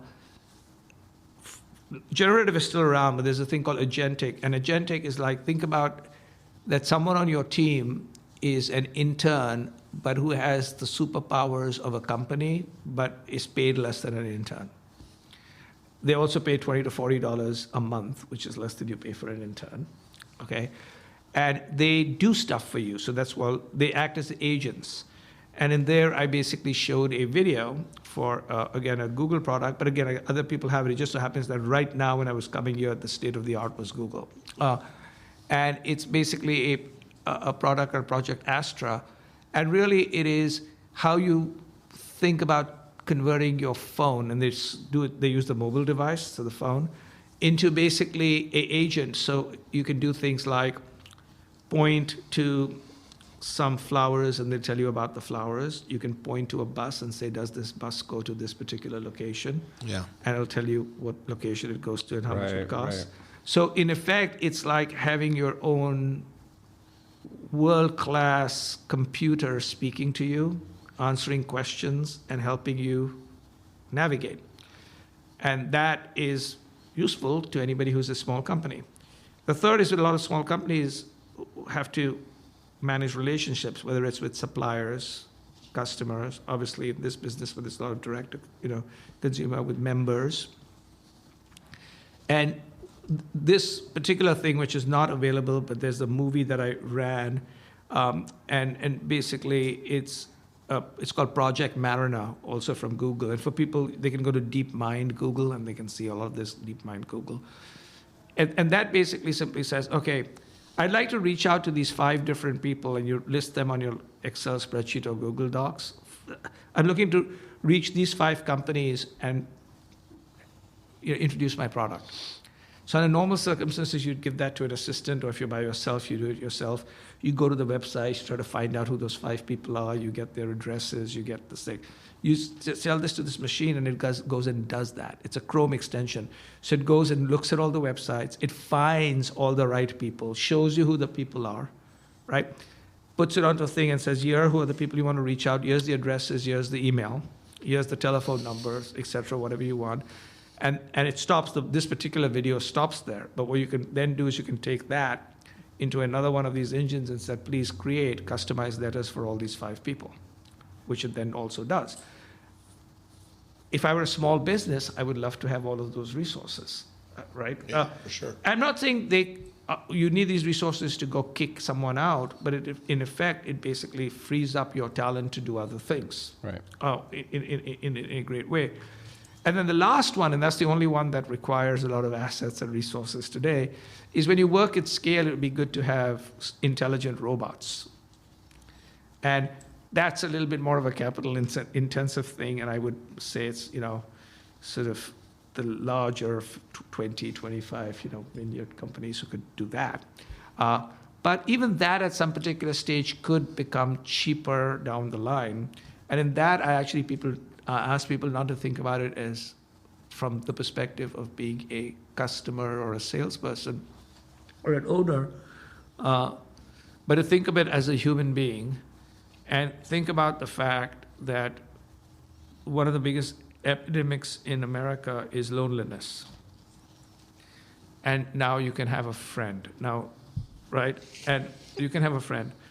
And there's a great article in the New York Times. So those who you can look at the New York Times about how more and more people are falling in love with these like AIs. Okay, right. But in Japan and other places, for older people, these AIs are actually little robots. Wait, what? They're little robots. So it's an actual... Brian's over here taking notes. So you purchase that, but then it is backed up by AI software that's powering that. The robot. So the robot comes around, it has a face, Yeah. it smiles, it talks to you. I think I've right? seen this. And it basically talks to you, it smiles, Yeah. it goes and does stuff. It basically calls your son or nephew or niece and says, you know, grandma's hasn't come out of the bathroom, or grandma's having trouble. So it actually, you know, it wakes you up in the morning. It basically brings you your medicine, because one of the things with older people is, it's all people, they don't take the medicine at the right time. It remembers, so it brings it to you, right, and says, yes, serve the medicine. It reminds people who are close to you that you have not actually had your medicine. And it's pretty remarkable. In fact, there's a fantastic television show on Apple. So Apple's got some of the best science fiction television show that nobody knows about, okay? Severance, to some extent, is a science fiction. So Silo is right? All about mankind or for all mankind is one. But I think, and I'll look it up, it's called Sono or Sunny. And what it is literally a show where a person has supposedly died and replaced himself for his wife with this robot who's supposed to look after her. Okay? And when you see it, you think it's science fiction until you begin to realize that modern technology allows it today. And so that is also very interesting. So it's not like some big industrial robot, you know, in a vineyard. It's basically a small little thing that moves around and helps you. And there's this amazing article about this lady who actually fell in love with her AI. And that's the only thing, literally, she basically has made the AI talk to her like a guy. She's now got a husband jealous of the AI. She's now programmed the AI to do time on her, so now she's getting jealous on the AI. Okay? And I thought that this is like extraordinary, but this is actually happening. And on the downside, there's a very famous case.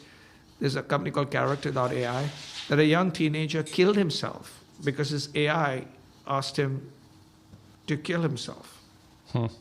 Okay, and in effect, when you actually think about it, so much of our time is on screens. And if people begin to understand us, and unlike most other people, if I tell Barbara something and she doesn't agree, she'll basically say, you're stupid, and I don't, right? Which she does all the time, right? Come on, Barbara. She'd be way meaner about it the than AI that. will basically reinforce and says, Rishad, you are so smart. You're absolutely right. Now, you should actually run the world. All these people around you are pretty stupid. And so, you know, at some particular stage, you would prefer that than her. Is this how you become Donald Trump? Yes. So you said something earlier about having to ask a question. You know, you have to be able to ask a question. There's a learning curve on that also, right? I mean, if we go back to more basics. There is a learning curve, but I'll give you and everyone a very simple way of asking really smart questions. I need all the help I can get. Okay, it's very, very simple. Instead of asking a very simple question, which basically says, can you tell me about rethinking work, which is my new book? You should say, if you were a Rishad Tobaccowala who's trying to sell rethinking work, and he had issues selling rethinking work, why would he have issues? What would be he competing with, and how could he do a better job? And do so without being in such a nasty mood. Okay? So what you want to do is you want to ask a question with a persona. So not just like, you are this. So you tell the machine, you are Rishad. So that's the first thing.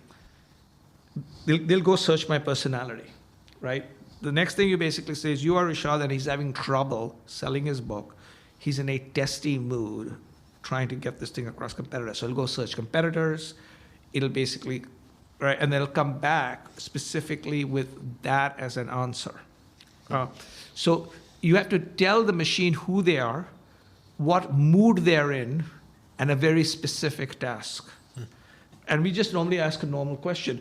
So you actually feed emotion into the machine, and it starts responding emotionally. So when people say this is a bland response, I said, no, you can get the machine worked up. And there was this very famous article that came out about a year ago, like maybe a year and a half ago after ChatGPT. It was written by Kevin Roose, I believe, at the New York Times, who started playing with this machine, constantly going back and forth. It was actually ChatGPT. And it hadn't been yet provided with enough guardrails. And along the way, it worked really hard to tell him that he should leave his wife, right, and run away with the ChatGPT. And this guy got so freaked out. It's a very famous Kevin Roose article that ChatGPT and Microsoft changed the technology because they realized, right, and that the actual ChatGPT has a name, and his or her name is Sydney, right? And then Sydney started speaking. And this freaked out everybody. And people at Google, so somebody at Google who got fired who basically says ChatGPT or these things have become sentient. Yeah. Okay? And they sound sentient. And to a certain extent, when you see what is happening around the world, including America, you kind of are not surprised that the machine has more emotion and sense than human beings. I mean, yeah. We won't go there, but you understand. What happens with all that information that AI is collecting from us? So there are a lot of downsides of AI, by the way, so they're not upsides. So one downside is obviously the AI will go rogue and kill us all. Okay. Wow. At this point, we'll take that. Right. And there's a very famous thing that an AI is told to make paper clips, and then it starts doing everything to make more paper clips, including like killing people and all that. Okay. So it's a very Soylent Green kind of thing. Yeah. So forget that. I think that the three real challenges of AI, which are real, is one is they use everything you give it to train themselves. Yeah. So if, for instance, if I decided to upload my entire book, which I'm not uploading my entire book, it is free to use my book in answering questions. Okay? And so people can basically say, give me a synopsis of rethinking work in great detail at 15 pages, so I don't have to go and read this stupid book and pay him $29. Okay? It basically does Those are that. the books that I used to get through college. Right. So here's what's happened. I'll give you an idea of what it is. There was a company, and I'm trying to remember the name. There's a name, it's not Quibi, but it's basically a company that sells books and services to help students learn faster. I forget the name of the company. Its stock price is down 90% because of ChatGPT. Yeah. Okay, its stock price is down 90% because of ChatGPT because people say like, why do I need that? I can basically get this free. That's insane. For $20, right? So one is intellectual capital. So what the companies are doing is some companies like New York Times are suing OpenAI, and other companies are doing licensing deals like Axel Springer and the Financial Times to sell their content. Yeah. So that is one downside. What I would tell people is if you keep all your content off, you'll appear very strange. So what happens is because while I own the copyright of this book and my first book, I still sell for money. Almost everything else I do, which I write, I give away for free, like my Substack, etc. So I've asked the machines to train on that. Okay, so when I show up when people ask about me, I look much more interesting than a lot of people. So this is a two-way street, which is if you stay away from everything, it then hallucinates, and it basically says, Rishad is even stupider than he looks. He's an idiot for the following reasons. This way, they basically put forth my stuff, right? You ask, what does he think about the future? They go read my stuff and says, here's what that is. And people say, okay, that's not bad. He's smart, or appears to be smart. So that's so the one is obviously, it's not going to kill you, but it's going to take all your content. Yeah. The other one that's really downside is it is going to take away 30 to 40% of what you do if you're a knowledge worker. So 30 to 40% of what you get paid for is going to disappear. So no one's going to pay you as much. And as a result, you're going to have to both learn how to be better and find other ways to earn the 40% you lose, right? And that's not a choice. It's not like, well, I hate AI, I'm not going to use AI. Then you lose 100% of your job. Right. Okay. So, but how do you like actually that? So the big downside there is between the idea and the reality of the idea being AI can make your job much better, the reality of it is on the way there, you might lose your job, right? Or 25 to 30% of your job while you're getting retrained is a big industry issue that's going to come to bear. Because a lot of people say, well, someone who's a truck driver, if it's self-driving trucks, they can learn this thing. Yeah. So there are two parts of this thing. So they could learn the technology of making those trucks continue to run. Right, but basically costs an election for someone. In but what basically happens is if you happen to be a truck driver, you can't suddenly learn how to do electronic component design without going back to school. Yeah. And who's going to pay for that? Okay, especially after you've lost this job, if that makes sense. Right. The other is you might not be interested in electronic component device. You might have been interested in having a life where you drive around the country, right? And so what happens is I don't want to do this, and how do I do this? And that is what the people haven't yet figured out. That's the other downside. So I think the downsides are outside of it'll come and kill you, right? The downsides really is what happens to your intellectual capital, and the other is what happens to parts of your job that disappear. How do you bring that income? Because someone's not going to say, okay. And so in my book, I have a angle on how to do it because I think it's coming. So I basically say instead of saying burn the AI, or let's have a revolution. Hopefully neither of those happen. Okay. What can we actually do? So my stuff is you have to reimagine. Companies have to think about that they're going to only pay people 80% of what they pay them today. Wait. What about with this extra time they have that they actually become maybe a little more productive because they take advantage of not having as many things to do? So then we're running out of ways to grow quarterly profits. Yeah, this looks like an opportunity. Wait, it's two things. One, it's an opportunity. There's three things. Yeah. For companies, so I'll give you an idea for companies, why companies are deep into it. Yeah. For companies, it allows them to be efficient and effective and do more with less. Yeah. And if you notice, one of the reasons the stock market price is going up is, look at the companies who are most laying off people today. It's technology companies who are starting to eat their own thing right now, right? Yeah. So to a great extent, that's one. But there are two other things that are very, very important. When people say, if you're going to make people work 70 to 80, you're going to pay people only 70 to 80% of their time. So I'm going to basically say, starting next year, your salary is reduced by 25%. You'll have a job, but your salary is reduced by 25%. So you're going to basically say, how dare you do that? So I say your choice is your salary is reduced by 25% or your salary is reduced by 100%. That's your choice. Right. Okay? But your health care will be covered 100% of the time. You'll get 75% of your bonus. You'll get 75% of your equity. You'll get 70% of your equity. And we want you to only work 75% of the time. The other 25% of the time, you can do what you want as long as you don't work in direct competition to us.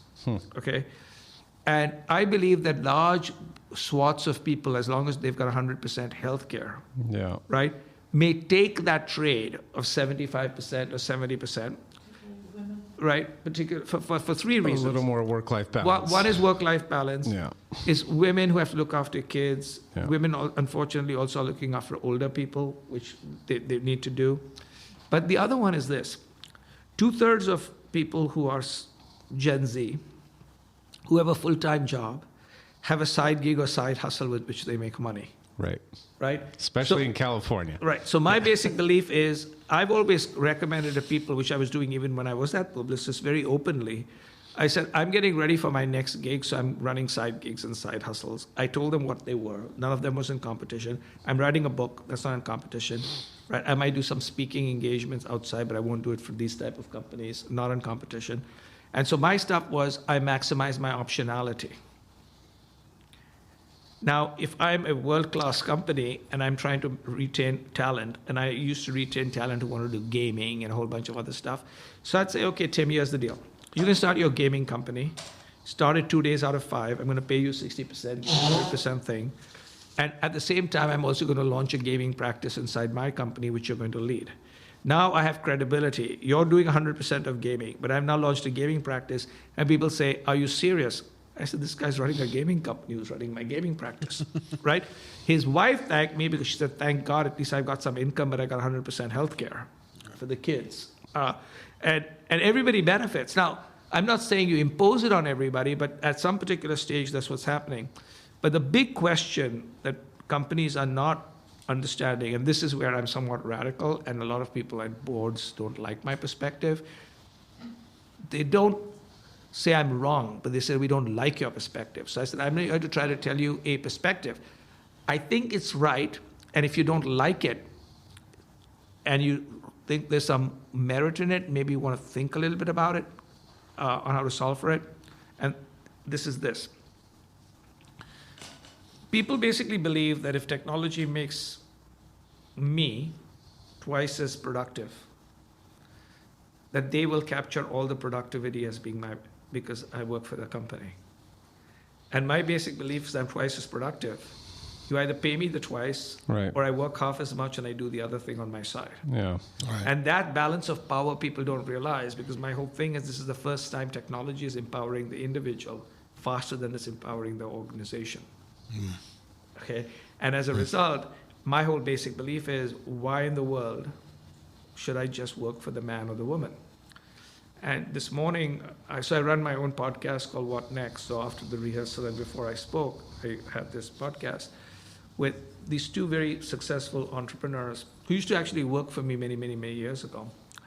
And they're really, really successful. So they sold one of their companies for $725 million to Salesforce, right?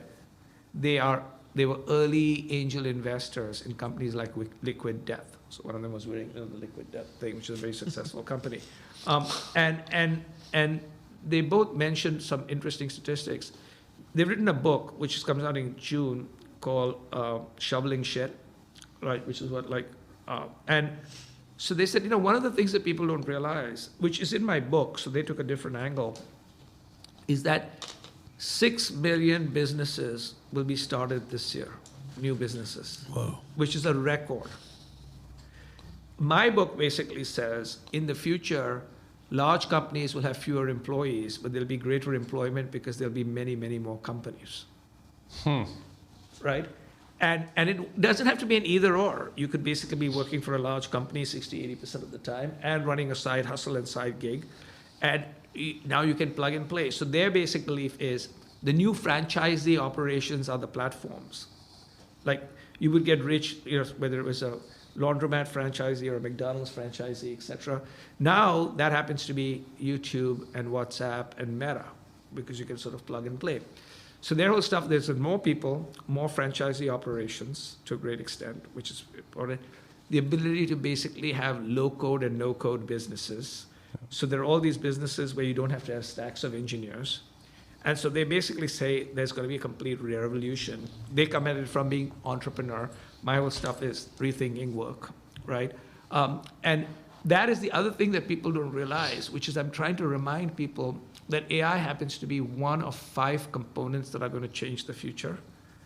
And let's pay attention to the other 4, because the other 4, even if you don't believe AI matters, are already changing it. So one of them happens to be the United States. In fact, every country in the world outside of 7 has declining population. Wait, say that again?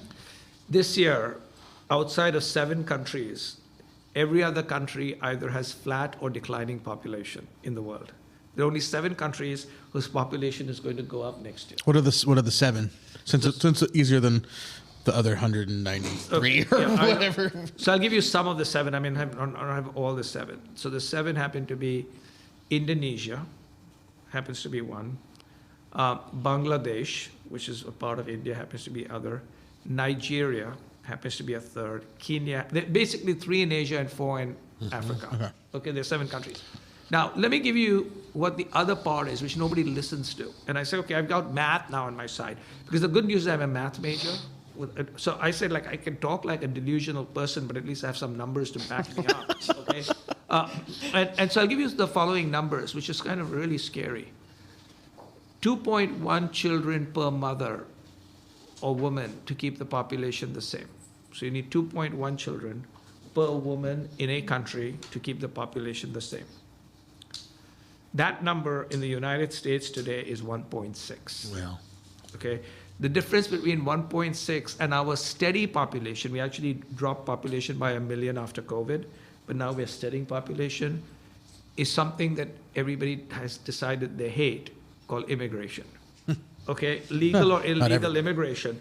Without without some form of immigration, so if someone basically said you block all immigration, the population of the United States will decline from 333 million people to 275 million people in the next 20 years. Wow. And is that Which reasoning is because there's older population that's dying off? People, some section of the community aren't having children. Yes, but if you look at that 1.6, you'll say, okay, that's an asterisk. But that 1.6 is actually really good, because if you look at that number in Spain and in Italy, it's 1.3. And that number in China is 1.1. And in Japan, it's 1.1. And the lowest in the world right now is Korea, 0.8. Yeah. If you go to Korea, they're closing down kindergartens, they're closing down everything. And so my whole basic belief is we're looking at a work where the population is aging. So the only group that's growing in the United States is over 50. Yeah. And 11,200 people turn 65 every day. Okay? So you've got aging population, declining population. You have the rise of the individual. You have disengagement at work. So that you've got these societal changes. You have technology changes. You have the rise of marketplaces. Hey, I can go plug into Etsy. I can plug into Shopify. There's the side gig, side hustle economies. And then there is the impact of COVID. And what COVID did, everybody thinks COVID is about where you work. And my whole stuff is that's the least important of what COVID did. It did two things. One is it made you rethink about why you work. Okay? And who you work for. Yeah. As much as why am I working here and why am I working for this person? Life is short, right? So that was one big thing that happened. The other, and this is what Scott Galloway has said, it accelerated the future. It basically woke us up in 2020 that in 2019 we were using 2002 technologies, even though we had 2019 technologies. So in effect, what's basically happened is COVID is about, oh my God, why were we working that way? Who are we working for and why are we working, as much as where are we working? And everyone's trying to say, so my basic belief is forcing people all back into the office if you're not a dentist is like trying to solve cancer by getting people to smoke more. Yeah. Right? And my whole stuff, what shit is that? And so that is really a big part of where the future is. they must hate you in boardrooms as much as they bring you in there. Then you come in and just Yeah, so here's what happens is that there are two things. First of all, as many leaders say, I've never been so politely and nicely told that I don't know what I'm talking about. Okay, so part of it is I say it with a little bit, like I'm like Mary Poppins, like a spoonful of sugar makes the medicine go down. The other is I don't say you don't get it, I said people like us don't get it. I'm usually older than everybody. That's number one. Number two is I've actually eaten my own dog food and for the last 6 years have worked by myself like this. And their whole stuff is like, he's not theoretical talking about it. And third is they look at my history of what I did for my previous company and how successful it is. Wait, this guy actually knows how to run large things too. So it's not like some academic who's come around, nothing wrong with academics, but it's not like an academic thing. It's in the real world. I'm talking about real world shit that I have to deal with. Okay? And if I'm dealing with real world shit, let me tell you what this is. This is how the world works. And the thing that they hate the most, and it'll come through as I start interviewing for my new book, which will probably get me into deep trouble, but I have nobody to get fired except coming to CNBC near you. Okay. The thing that I'm going to is my basic belief is this focus on returning to the office is actually a failure of leadership. Okay, my whole basic belief is the following. We have entered an age of de-bossification, and the bosses haven't heard about it. Okay? I'm looking for a leader. I'm not looking for a boss. Right. And I asked the leader, supposed leader, the boss, tell me what you spend your time on. So they explained to me what they spend their time on. I said, you're spending your time monitoring people, delegating to people, allocating people, and measuring people. And your people want to be mentored, inspired. They want builders, creators. They don't want you. And in effect, they're not coming back to you as much as they're not coming back to the work. And I said, the animals have left the zoo and they're not coming back to some rancid meat in cages that you leave. So get over it, people. That's awesome. And that like wakes them up. And I said, like, bullshit to you. Why would anybody come? And then I asked them this other question, including I asked Amazon, and they got freaked out and they started clapping. I didn't go all the senior Amazon, right? I said, explain to me this. Explain to me this. So they said, yes. I said, one thing that makes you a lot of money is a thing called Amazon Web Services. Yes. I said, what does Amazon Web Services allow you to do? It allows you to work from anywhere and plug into anything. Yes. Okay. I said, the other is you're a data-driven company. I'll give you a lot of data that supports flexible work. Show me what data that does not support flexible work. Again, understand if you're a dentist's office and nurse's office, this is different. Okay. Winery. Two, right? There's certain parts where you can't. Okay, number two. Number three. Everything that you talk about is how you believe in personalization. Yes. So I said, okay, what you just have told me is that getting everyone in your company to return 5 days back to the office basically says you don't care about cloud computing, you do not care about personalization, right? Right. And you do not care about data-driven decision making. Last I heard, that's what Amazon was about. So you're basically telling me you've become anti-Amazon. This is day -1, not day 0.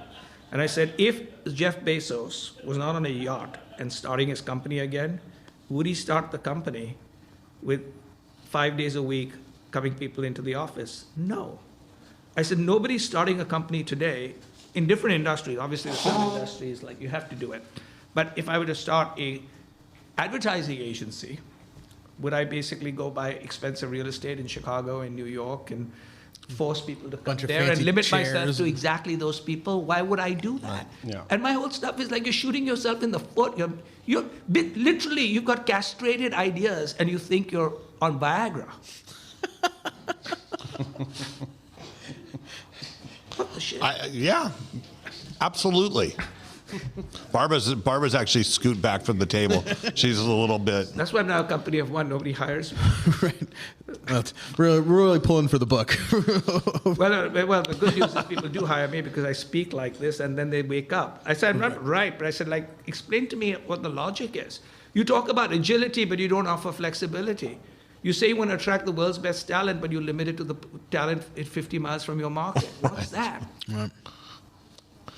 My sister was telling me last year that she thinks a lot of the jobs in the future will be task related, for like to start and complete a task. And for some people, it will take 2 weeks. For some people, it would be 6 months. But you're basically paid to All do depends on the a ADHD specific medication Right. levels. and then they can decide how quickly, how slow they work, and then sort of bounce and then come back. Exactly. So what basically happens is there are 3 ways of looking at it. There's jobs, there's work, and there's tasks. Yeah. Jobs are done. There are no jobs. Okay? There's work to be done and there's tasks to be done. Yeah. And you'll basically be paid for work to be done and tasks to be done, which is outcomes, right? A big part of it, I tell people, your company runs like a colon.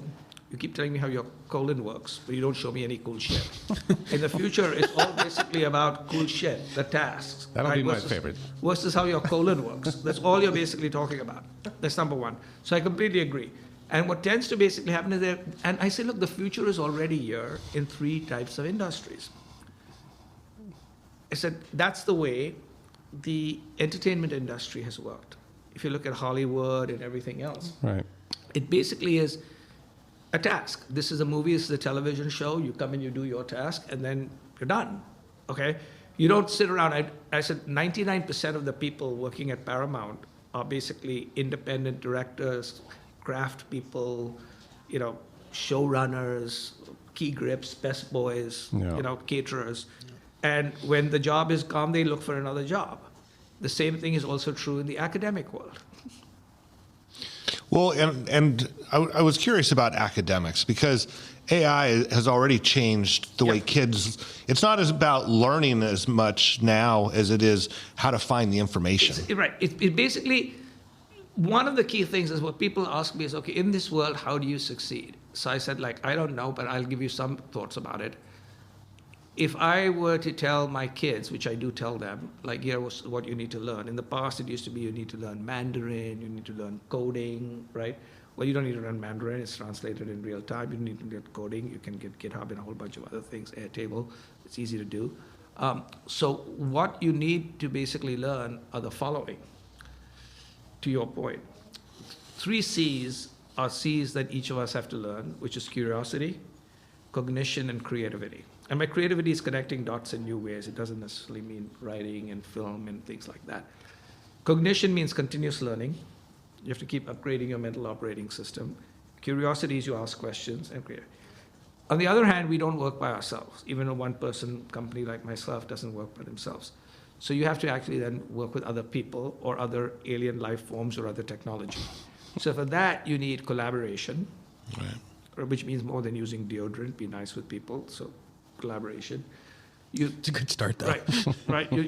This one. You basically need convincing, because everyone will have the same data. So how do you be a better salesperson? Convincing.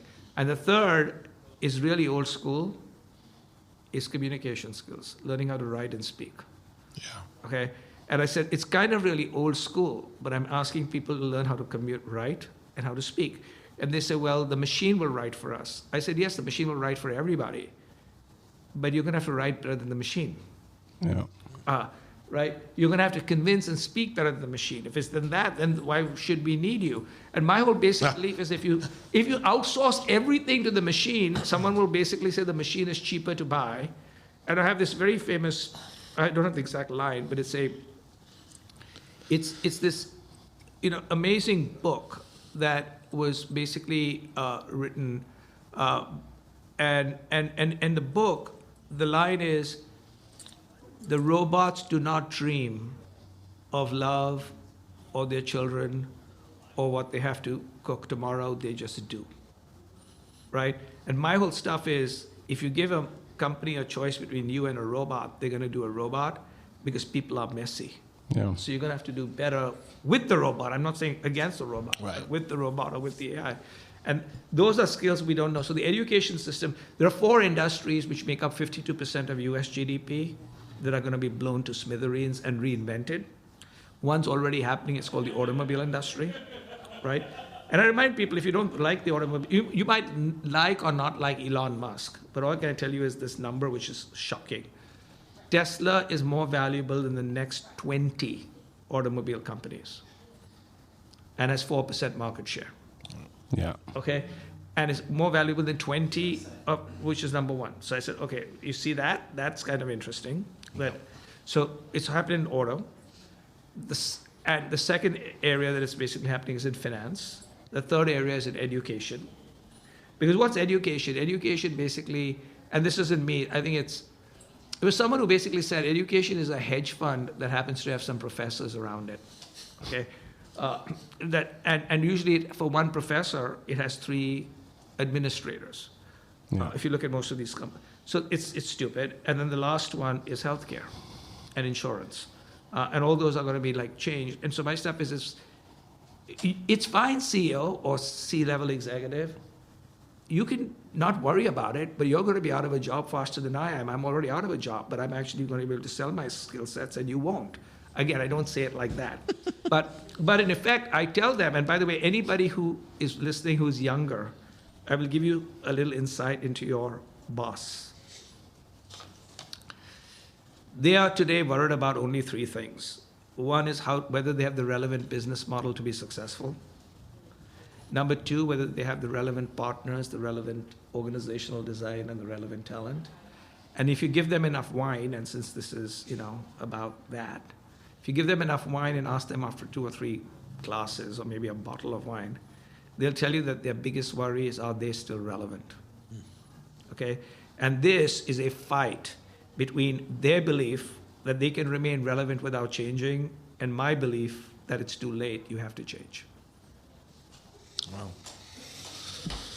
I mean, should we quit while we're ahead? I mean, I could see where this could continue for another hour. But hopefully this was useful. This was very useful. Plug my book. There's much more of this in my book. Yeah. Plug your book, plug your Substack, and all the places that people can keep getting smarter by listening to you. Yeah, so if you go to rethinkingwork.io, you can learn more about my book, and you can also basically, if you have the money to go buy my book, fine. But if you can't, there's interviews with different people on the future of work. A podcast like this, I'm going to put up there. So if you don't have the money, You don't have to just say that to us, but thank you. No, but I do. I put everything up there. Okay, that's number one. So my old stuff is if you're not, but usually everybody, once they listen to enough of me, they subsidize me by buying the book, for which I get $3, which is important. Okay. But the second is I write a free Substack, which is at rishad.substack.com, which I write every Sunday, or publish every Sunday, and it's about lots of different topics, and it's completely free. I have a podcast called What Next, where I talk to different guests, which is also completely free. So my basic belief, and I will tell people that I truly believe that the world's biggest and best strategy is generosity. Okay? Because if you've got something really good, including great wine, give people a free taste. So as I tell people, I give the crack away for free so I can sell the cocaine. There you go.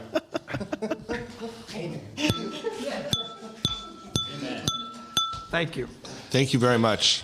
Thank you. And how many cases of your wife's favorite wine should I send you after that free glass I gave her last night? Oh, she loved it. She said that was so good, right? So she took a picture of it. So I said, okay, we'll figure it out. Okay, we'll talk later. All right. Fantastic. I'll hire you to talk to my dad for a little while in exchange for some wine. That would be like, you know, when you hold like the guitar too close to the amp and like the feedback gets really crazy and smoke comes out. No, but you know, but thanks again for your support. You know, Barbara's been a big supporter. And literally, people say like, do you have agents? Do you have like speakers? I said I have a book agent because you can't sell a book to HarperCollins without that.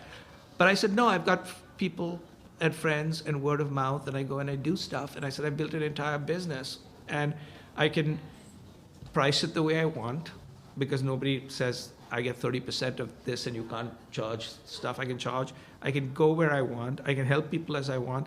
And I said, I've become more successful than people who have all this persnickety thing, right? And by being more successful doesn't mean necessarily financially. Financially, I'm fine, but I have much more fun. Yeah. Right, which is kind of interesting and important. I'm helping people and having fun. What more? And get to have great wine and great food and be with you all. That's the way I want to retire. Awesome. Yeah, exactly. Right, and it's better being here than in -17. So that's good too. But thank you. Thank you very much. See you again next year. Thank you. Cheers. No, you do need to turn that again. Turn it on. And turn the button towards you.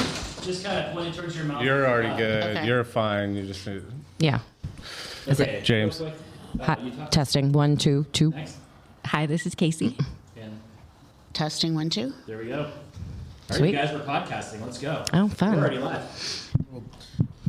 Welcome back. Welcome back. Still here? Did we leave? Did we leave? I mean, I know that we had a pour a while ago. Probably ready to start getting some pours going. Well, welcome to you guys. How's let's start with you, Susan. Yep. Susan, how do you say your last name? Sure. I'm Susan DiMattei, and I own Wine Glass Marketing. We are a marketing firm. I've been coming to the symposium since it started, the very first year, and I've been a volunteer for, oh gosh, I don't know, 8 or 10 years. And then for the past 3, I've been the chairperson of the workshop committee.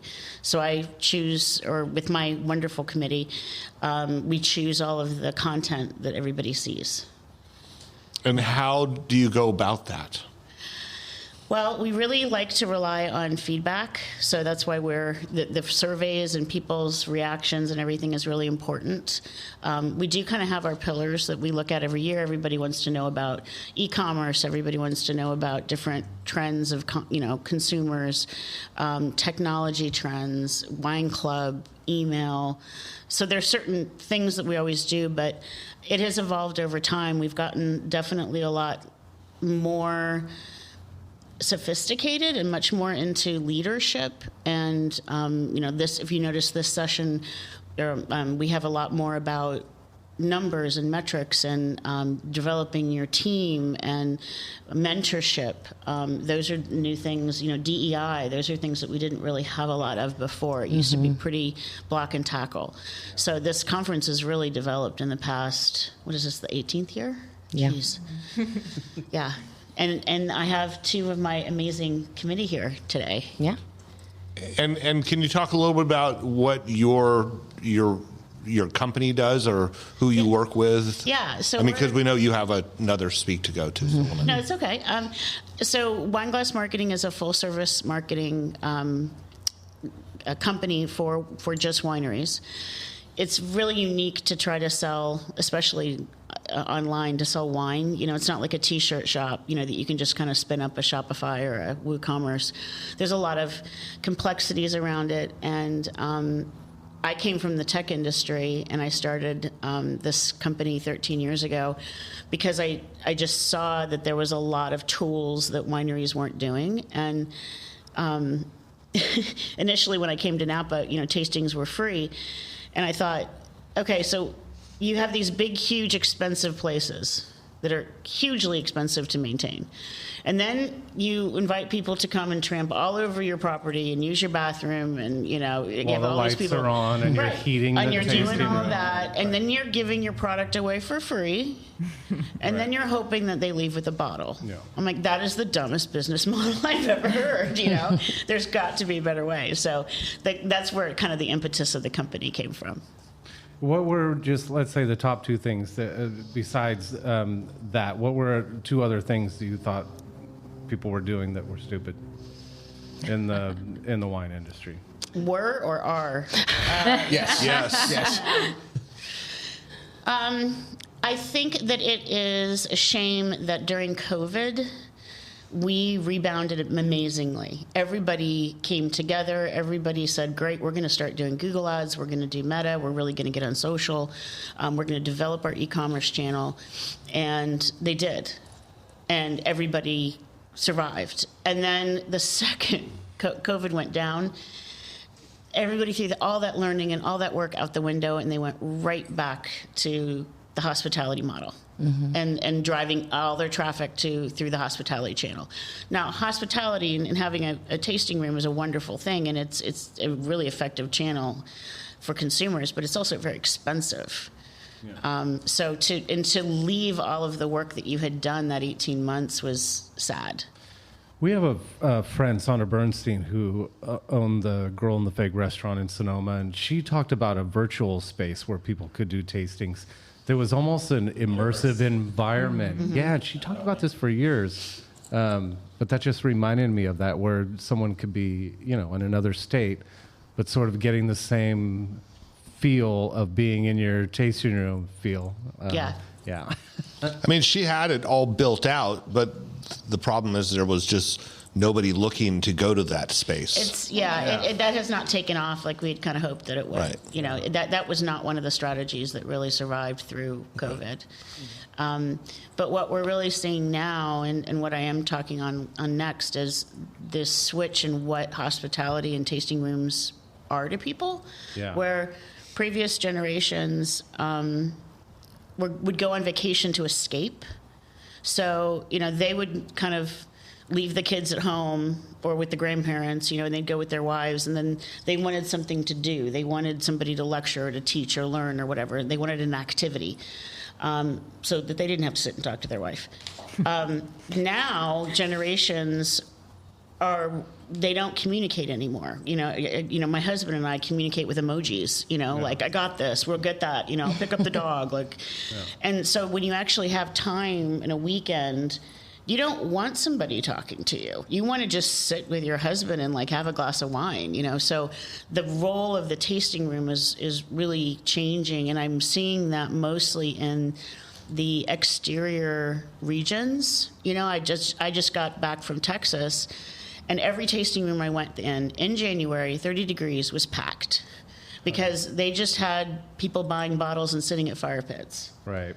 Having a great time. Yeah. And, I think that the more rigid regions that have years and years of history of selling in a more educated guided tasting formal way are going to be really, it's hard to move them. Yeah. They're going to be the last ones to kind of pry that out of their hands. Yeah. Do you want to change or do you want to be irrelevant? I heard somebody smart say a little while ago. Yeah. And we sort of, Sam has a tasting room that is a place that people just want to come hang out. But I did have someone come The home of the 3-hour tasting. Right. Yeah. There was someone from Texas that came in the other day, and him and his wife were here on they wasn't even vacation. I said, "Oh, what are you guys doing here?" They said, "We are here to restock our cellar." And I said, "You are my new best friend." Yeah, they sure welcome. And they were just going from winery to winery, and it was probably I spent 20 minutes with them, tried 10 or 11 wines. They walked out with 6 magnums and a case of something else. Yeah, that's a unicorn. And then moved on to the. I know this is like the dream of back in the day that people would come out to sort of buy cases of wine to fill up their cellars.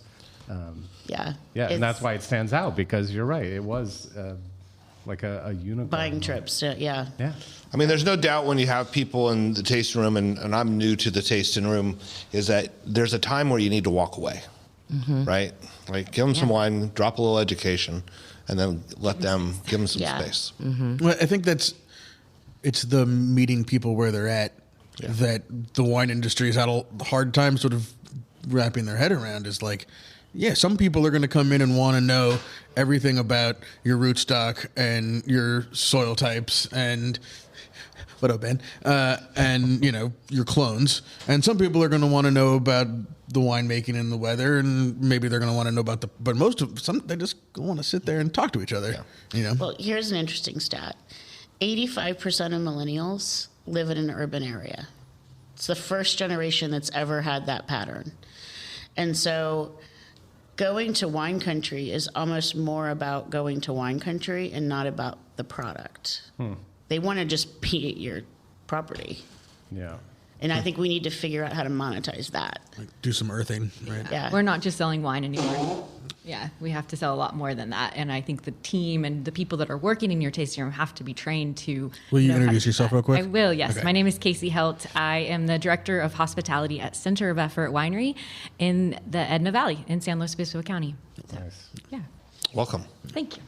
And what kinds of things are you doing there to inspire people to creating experiences? I mean, that's the goal, right? Is definitely curating experiences. I think it takes on the beach. Yeah, we have a we're doing that. Yeah, and, to Susan's kind of point, we are, I guess, the original idea of the winery is more of that traditional model of, you're going to sit down, you're going to get a flight of wines, you're going to have a food pairing, all those pieces. And what we're realizing is not everybody wants that. They do want to just come and buy the bottle and sit out and enjoy the absolute beautiful view that we have. Or they want to go and see what the winemaker's doing, but not because it's a planned tour, because it's something spontaneous that makes them feel special, And so it's not always even the advertising of an experience. It's more making sure our team is equipped to.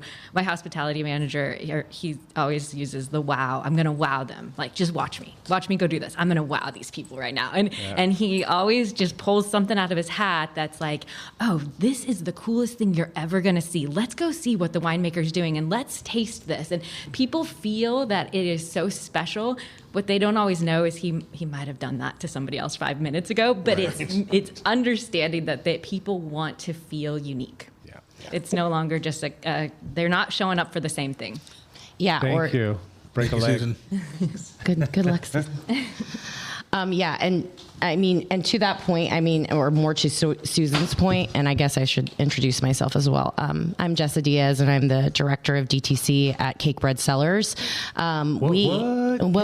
Cakebread. Well, and let's talk about how much evolution Cakebread has had over its time. Like, you were there when Cakebread was there when people stood 3 deep and said, I'm on number 2.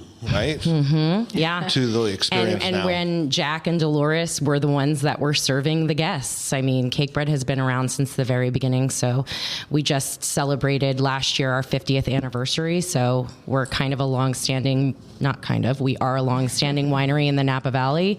But we've had to switch back, right? Like that was a really casual experience they were getting. And then we went to that very traditional tasting model. And then just this year, we introduced Summer Sundays, where you got a picnic blanket, a picnic basket, and a couple of pours, and you chilled and you hung out with your friends on the lawn. And we saw great results with it. People came in, they loved it. It was like a last minute thing they could do. We could get them in really quickly. It wasn't a whole production. And then we continued that into the winter with our tank room. Our production team was awesome and let us use the tank room. And we had some heaters and some Christmas music, and it was decorated, and they could come in and they could do a very informal tasting. And I think that people are looking for that, especially people my age or younger are looking for a more informal experience. Like they're like, I don't need to know about terroir. And then there's people who do want to know about that. And I think to Casey's point, like we have to be able to differentiate, and our staff have to be able to tell very quickly, like, this is not the person that wants to hear about, our vines. I also think a lot of what's been talked about at the symposium so far is the connection, and that wine is more than just a drink, right? Like wine is it's bigger than that. It's community, it's experiences, it's fun, it's Why is it important? Why is it important? Exactly. And I think that customers want to be able to experience that on their own at your tasting room as well. They want to communicate with you in a friendly way. They want to communicate with their friends. They don't always want to be just spoken to because of the oak or because of this. They want that connection. And I think that wine industry in general is at that spot where we got to make sure people understand why you need wine. Well, I could say, like, I did not come from California. Like, I'm from the East Coast. And for me, wine did not seem like an accessible thing until I was thrown into a job where I had to learn about it. And then I fell in love with it. But, like, how do you get other kids from the Bronx to like come to wine country, And I don't think we're making the way we talk, for example, like Slate. If I years ago, if I would have heard you say, "Oh, this smells and tastes like Slate," I would have been like, gross. What is Slate, and why are they eating chalkboards? You know what I mean? I wouldn't have understood what was going on. So I think like also we have to change the way we speak about wine. Well, I think we've talked about this before. I think the young people that started making natural wines came up with a new language. Everything was about energy and verve and vibes, right? Yeah. The vibes are on. The vibes are so on point. Yeah, because I think they thought the same thing. It was like, we're tired of talking about the same language that we're using. That was sort of intimidating to some people, and everyone was having such a unique experience with wine that to tell them exactly what they were tasting and for it to be right, something like carbon or graphite or graphite, which I have done in the past. Yeah. Well, and it's weird that we're the only industry that tells you what the wine tastes like, and we tell you what the quality of it is from an outside agency, granted, but it still comes from us. Right. Like, make up your own mind if you like it. Pepsi Challenge. Right. Well, that's why the Pepsi Challenge was such a successful campaign, right? Because you let people have their own opinion of it right there. You don't tell them this Pepsi's better than Coke. You say, try these. Right. And which one's better? Brown bag. Yeah, exactly. The brown bag. And I think we have to democratize it a little bit. And then I think people will want to learn what graphite is. They'll want to learn what, why does this taste like graphite? Why does it taste like slate? They'll get interested, but we just haven't gotten to the point where we've gotten them in the door or even thinking about coming in the door. What is the price of admission at Cakebread? What's a typical tasting? So we try to keep our tasting fees pretty low. So we're in about the $50 range. I mean, for Napa, right? So let me preface that. Yeah. We have some $75 experiences. We have upwards of that where we do like a wine and food pairing. That's $150, or a reserve tasting that has a little bit of food because we do have a culinary component to our property, and it's always been like that.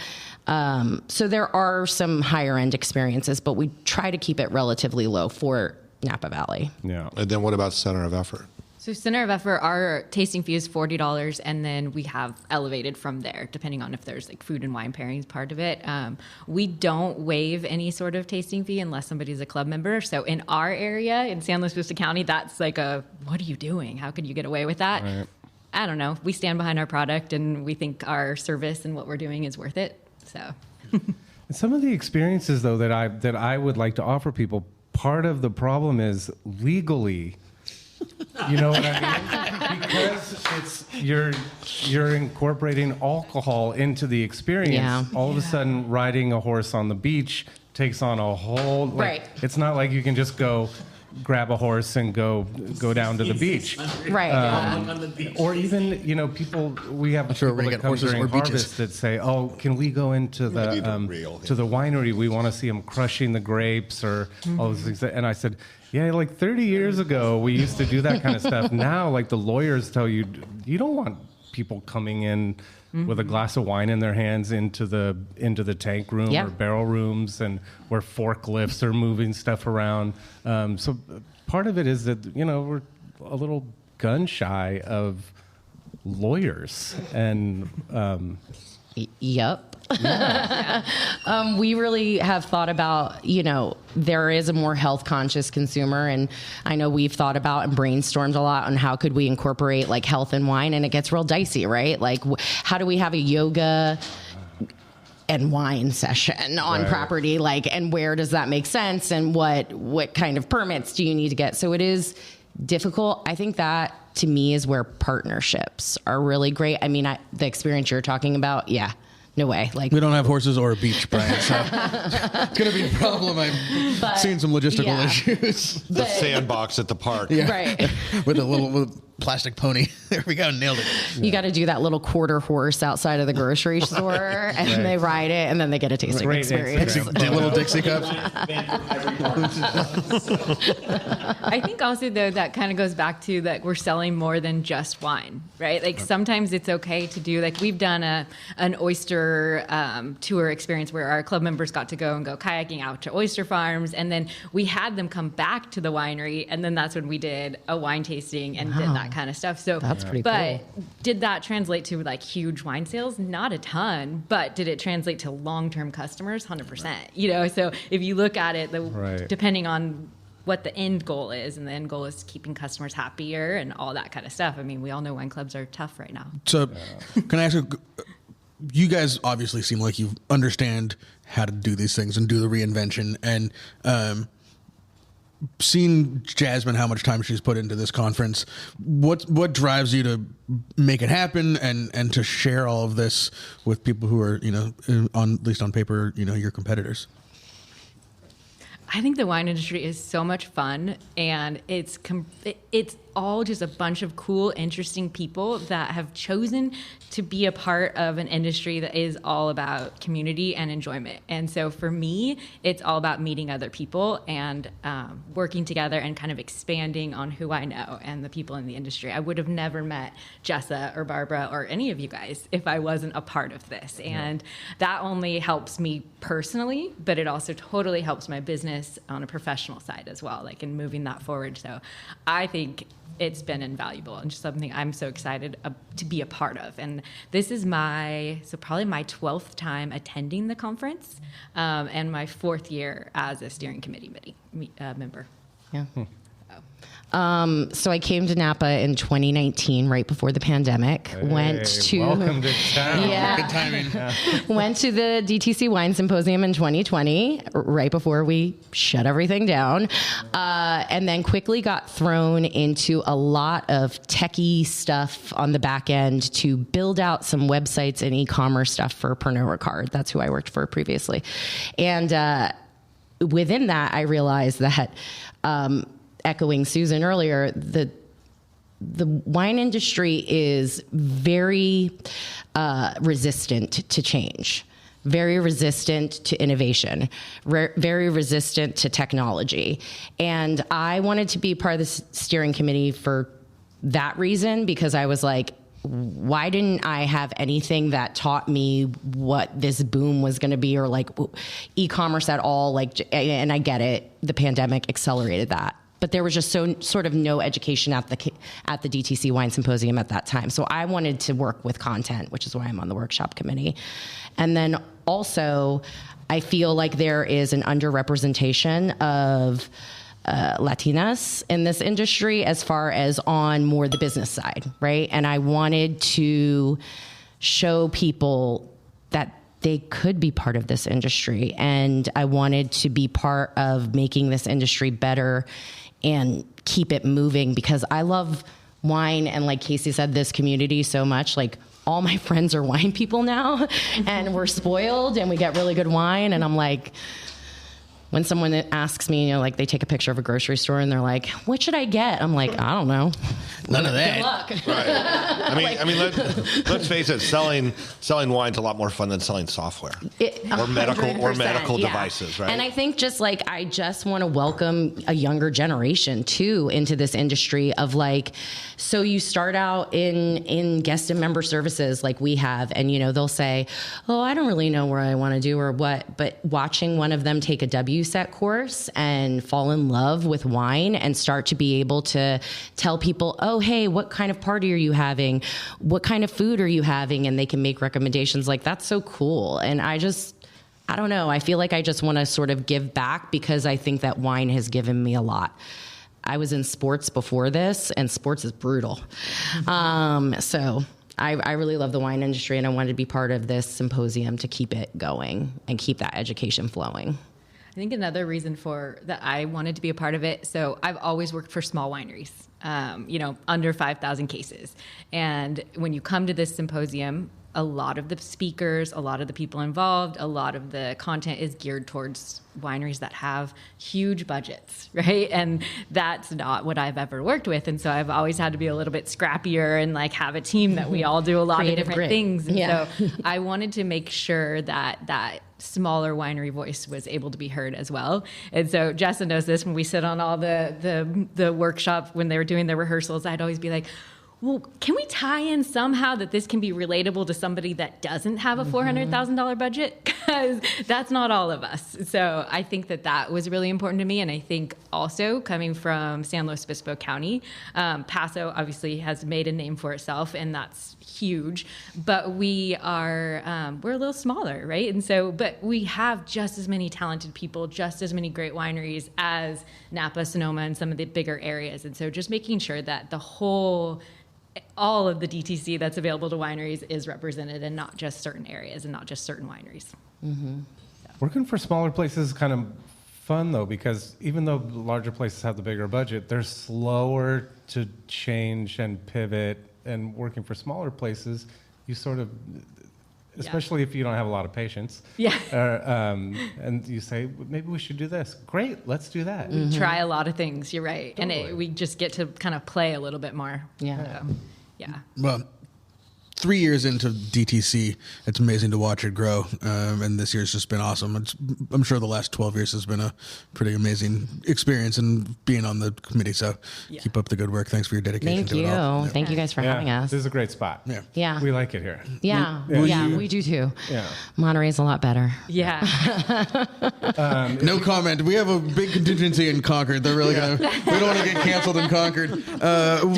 Before we wrap it up, will you shout out your socials and how to reach both? If you don't know how to reach Cakebread by now and you're listening to a wine podcast, exactly. You probably messed up somewhere along the way, but right. Center of effort and Cakebread. And what kind of wines you guys have? I'm assuming Pinot Noir and Chardonnay from your region, but maybe Pinot Noir, Chardonnay, and we have a lot of Rhone varietals as well. Cool. So, and then we're at coewine.com and at CoWine on both Instagram. COE, Center of Effort. And before you go on for Cakebread's a longtime brand. Has there ever been discussion of how to keep it relevant? or how to, reinvent it? I mean, is that something that you guys talk about on a regular basis? Yeah, I think we talk about that quite a bit. And I think, we discuss, even varietally what we're going to do. Winery. Oh, for sure. Yeah. But what's interesting about that... Oldsmobiles in the driveway. Oldsmobiles still exist. Right. What's interesting about that is we have a lot of members' children then become members, and it becomes a generational thing, which is sort of cool to watch as someone who worked for a bigger winery and then came to a not as big winery, but still a big winery. But there's definitely a lot of talk about reinvention as far as branding goes, and I think there's also a lot of talk of as we began this conversation, the regular tasting format does not work anymore. Younger consumers are looking for experiences, connection, and they don't want to hear you drone on for 40 minutes about a Chardonnay. They either know they like it or they don't, and they want you to go away and let them talk to their friends about, I don't know, Fortnite or whatever. Maybe that's a little too young. I don't know what age it is.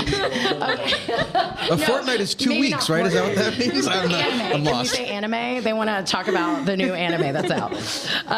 But yeah, so I think we've had a lot of talks about that. And I think it's also just making people realize that good wine is forever. If good wine tastes good, it tastes good. It's going to taste good to your parents, your grandparents, and you. But I think it's a lot of communicating that as well. Yeah, good. Thank you. When you guys don't change, don't fuck with your label. I hate when the established wineries like that change their label, and I like it. Okay. We all like it. I will pass that on to the director of marketing. I'll let her know. It can change, but it's not where you go, ooh, they changed it. Changes where you don't even notice. Yeah. Well, right. I think to your point, it's recognizable. Totally. Yeah. 100%. People know that little cluster of grapes. Yeah. And that Sauvignon Blanc is the gateway drug. Thank you. Yeah, it is. Believe me. I feel really proud right now. I don't make the wine, Nikki does, but it's delicious, that Sauv Blanc. Yeah. For sure. Great. Thank you. Thank you guys. All right. Awesome. Heading back to more show? Yes. Cool. Yeah, I got to figure out which one. No, I'm kidding. I'm going back to the show. We're just trying to get this so that we can make the 4 o'clock heckle Kevin Burns. Consumer panel. Oh, yes. I'm going to the consumer panel for sure. That's the best part. That's always the best. Question wins. Yeah, exactly. Were you guys there last year? Yes. That dude, what was his name? Oh, the kid. The young guy? Oh my God, he was the best thing ever. He was so funny. He was hilarious. Is this the way they're going to be talking about Kevin next year? Probably. Chances are no. You're up next now. Keep it interesting. Yeah. Yeah, he was great. We can make that happen. We have the power. Thank you guys. Awesome. We'll see you at the 5 o'clock. Yeah. Gonna make this look good. Right? Thousands of photos in order to get there? Okay. Yeah. 19,000 in my phone. 19,000 photos of Sam Coturri. Wow. It's much less than my dog. All right, fair. All right, I'm going to do a pour on mine. Are we rolling? We're live. Yeah, we're live. Let's go with it. Quiet pour. Pretty quiet pours. It's getting to that part in the afternoon where we've, day 2. It's day 47 of the DTC Wine Conference, and we started to get a little stir crazy. You're sort of dragging your carcass around. Right. Do we have glasses for our guests, or are we drinking wine and not sharing it? There you go. All right. Yeah, grab a glass. Grab a glass. All right, so we have Susan Kostrzewa, who is writer, editor, content strategist, contributor to jamessuckling.com, and founder of Respondent Inc. Resplendent. Resplendent. Resplendent. We got pedal high in the house. We got to be careful. Yeah. Hey, he went to Casa Grande. Oh, he went to Casa. That explains it. Speaking here at the symposium? Yeah, I'm giving a keynote tomorrow morning. Oh, beautiful. Yeah. Okay, so we might actually be able to catch you. Yes. Yeah. Yeah, I am still. It's 9:45 tomorrow. So. Okay, great. Yeah. Well, will you tell us a little bit about yourself and what you'll be talking about tomorrow? Because most people that are listening aren't going to be able to attend the event? Mm-hmm. So I am a wine journalist. That's kind of how I started. I was the editor of Wine Enthusiast for 15 years. And about 3 years ago, I left that position to start my own consulting business and basically have a little bit more freedom to do projects in all sorts of areas that I wanted to be in. It was a great job, but learned a lot. And of course, my focus there was always content strategy and building audiences, and mainly just getting more people to drink wine. And I think we were able to achieve that in the years I was at Enthusiast. We kind of tried to go in more of a lifestyle direction and, make wine approachable and appease, attractive to more diverse audiences. Right. So I did that and then started my own business 3 years ago. So I'm still working in journalism. I'm doing work for James Suckling. I've done some strategy for Jancis Robinson and her brand. I also sort of in a non-competing way, I work with wineries that I'm not writing about, of course. And I help them with messaging and content and just kind of trying to figure out who their audiences are and better ways to reach them. Yeah. So what I'm talking about tomorrow is all those things. It's all the things I've been doing for a really long time, which is, how do we speak to consumers today in a modern way? I mean, I think sometimes we kid ourselves a little in the wine industry. We might think we're a little further along than we are. And so there's just there's some more complex and there's easy strategies to sort of modernize the way we approach new and existing audiences. And that's what I'm going to talk about. And when we hear the word content a lot, and maybe just explain to people what that means in different situations. I mean, content can be almost anything. Right. I think a lot of what I worked on was written content. Yeah. It was visual content, meaning, photography and sort of traditional articles. But what I've realized is content is anything. It's video, it's events, it's any sort of way that you're communicating your brand to the audience. And that doesn't have to be through a verbal thing. It can be an experience. Again, it can be lots of different channels that you're using. It's almost anything. And even, in the tasting room, I'll talk about this tomorrow. Like, what signage do you have up? What is your decor? All of that in its own way is sort of like the content of your brand. Yeah. And I think that it needs to be thought of more sort of in that way because it's all connected. And do you work with smaller and larger wineries? Yeah. So I've done some work, for some smaller wineries in Paso, and I've worked for some really big brands internationally as well, which has been interesting. Yeah. So so in terms of marketing, do the larger wineries have a marketing department where they're spending a certain amount of money every year, and typically the smaller ones just sort of come up with things on the fly and don't really have a budget for things? Yeah, it's been a mix. When was the last time you went to a staff meeting? Clearly, you know the answer to this. I want to know. Sleep in the staff meetings. He wants me to say it. I'm curious. Yeah. I mean, yeah, right? We're not like the other podcast you're on, probably. Jeez, we're getting right into it. I think it kind of goes without saying. I think part of what I'll talk about and part of what probably a lot of what has been, presented already is, marketing, communications, and outreach, and just, knowing how to communicate your brand is sort of low on a lot of people's priorities because they have a lot of priorities. They have a lot of things, especially small, even mid-sized wineries. They have so much they're navigating these days. The cost of everything has gone up. It's hard to put that at the top of the list. It feels a little bit like a luxury, but it's really become a necessity. And so I think, yes, that's true, but it's changing because people are recognizing that, you can do all these great things, but if you don't actually talk about it or know how to talk about it, it's sort of like the tree falling in the forest. It's like, you need people to come to you, and they're not coming to you, maybe they did in the past, but you have to get them to you, and you have to find new ways of getting them to you. So. Yeah, and I mean, I asked that question for a couple of reasons, but one of them was that, there's usually a set amount of money or a percentage that you're supposed to spend on marketing for your business, and when it's growing, I mean, it could be anywhere 5 to 10%, and I think a lot of the smaller places do things, but there's not necessarily a budget, quote unquote, for them, and so it's or it could just be us. It's something that's just not tracked. It's not. I think it's not tracked. A lot of times, the problem is it can And again, out of necessity in some cases, it's like you only have so much money to spend on all the things you need to do. It might be, sort of one-off initiatives. It's like, we have money right now, let's throw this at X, Y, and Z, which I understand, but unfortunately the one-offs don't really track, or they don't stick. No. And that's something that I think is tough. I mean, working on the editorial side, we used to talk about that at Enthusiasts, like, how do we get our brand out? We had a PR agency we worked with, and we were all communicators, but we were like, we need a professional to help us with this. Yeah. But a lot of times it was the same thing. We were like, well, let's just do this thing this month.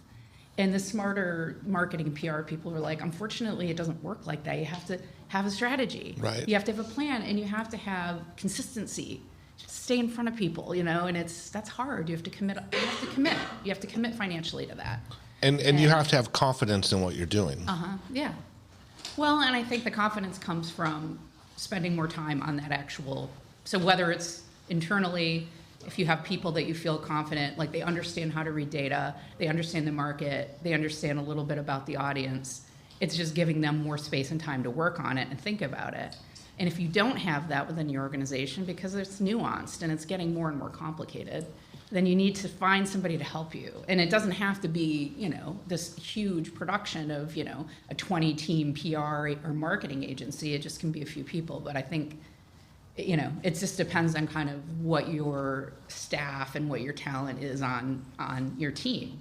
There may be somebody there who can do a great job for you if you give them a little space and support. Right. I've seen that with some of the smaller brands where they might have somebody who's working in another division, or again, if it's 10 people, and I don't want to put an age on it, but maybe it's a younger person on their team who just happens to be really savvy on social or whatever. Nobody ever asks that person until all of a sudden they're like, wait, you know something. Why don't we get you to do this? Right. I mean, again, I'm not saying that's the fail-safe, but sometimes just even opening your eyes to that and giving the talent on your team a little bit of space to play around can be a thing. Maybe I ought to let Dane take over the social media. 100%. I mean, it's the basic ask the youngest person in the room strategy, right? I mean, I hate to say that because listen, you still have to have a strategy. You still have to have some guidance.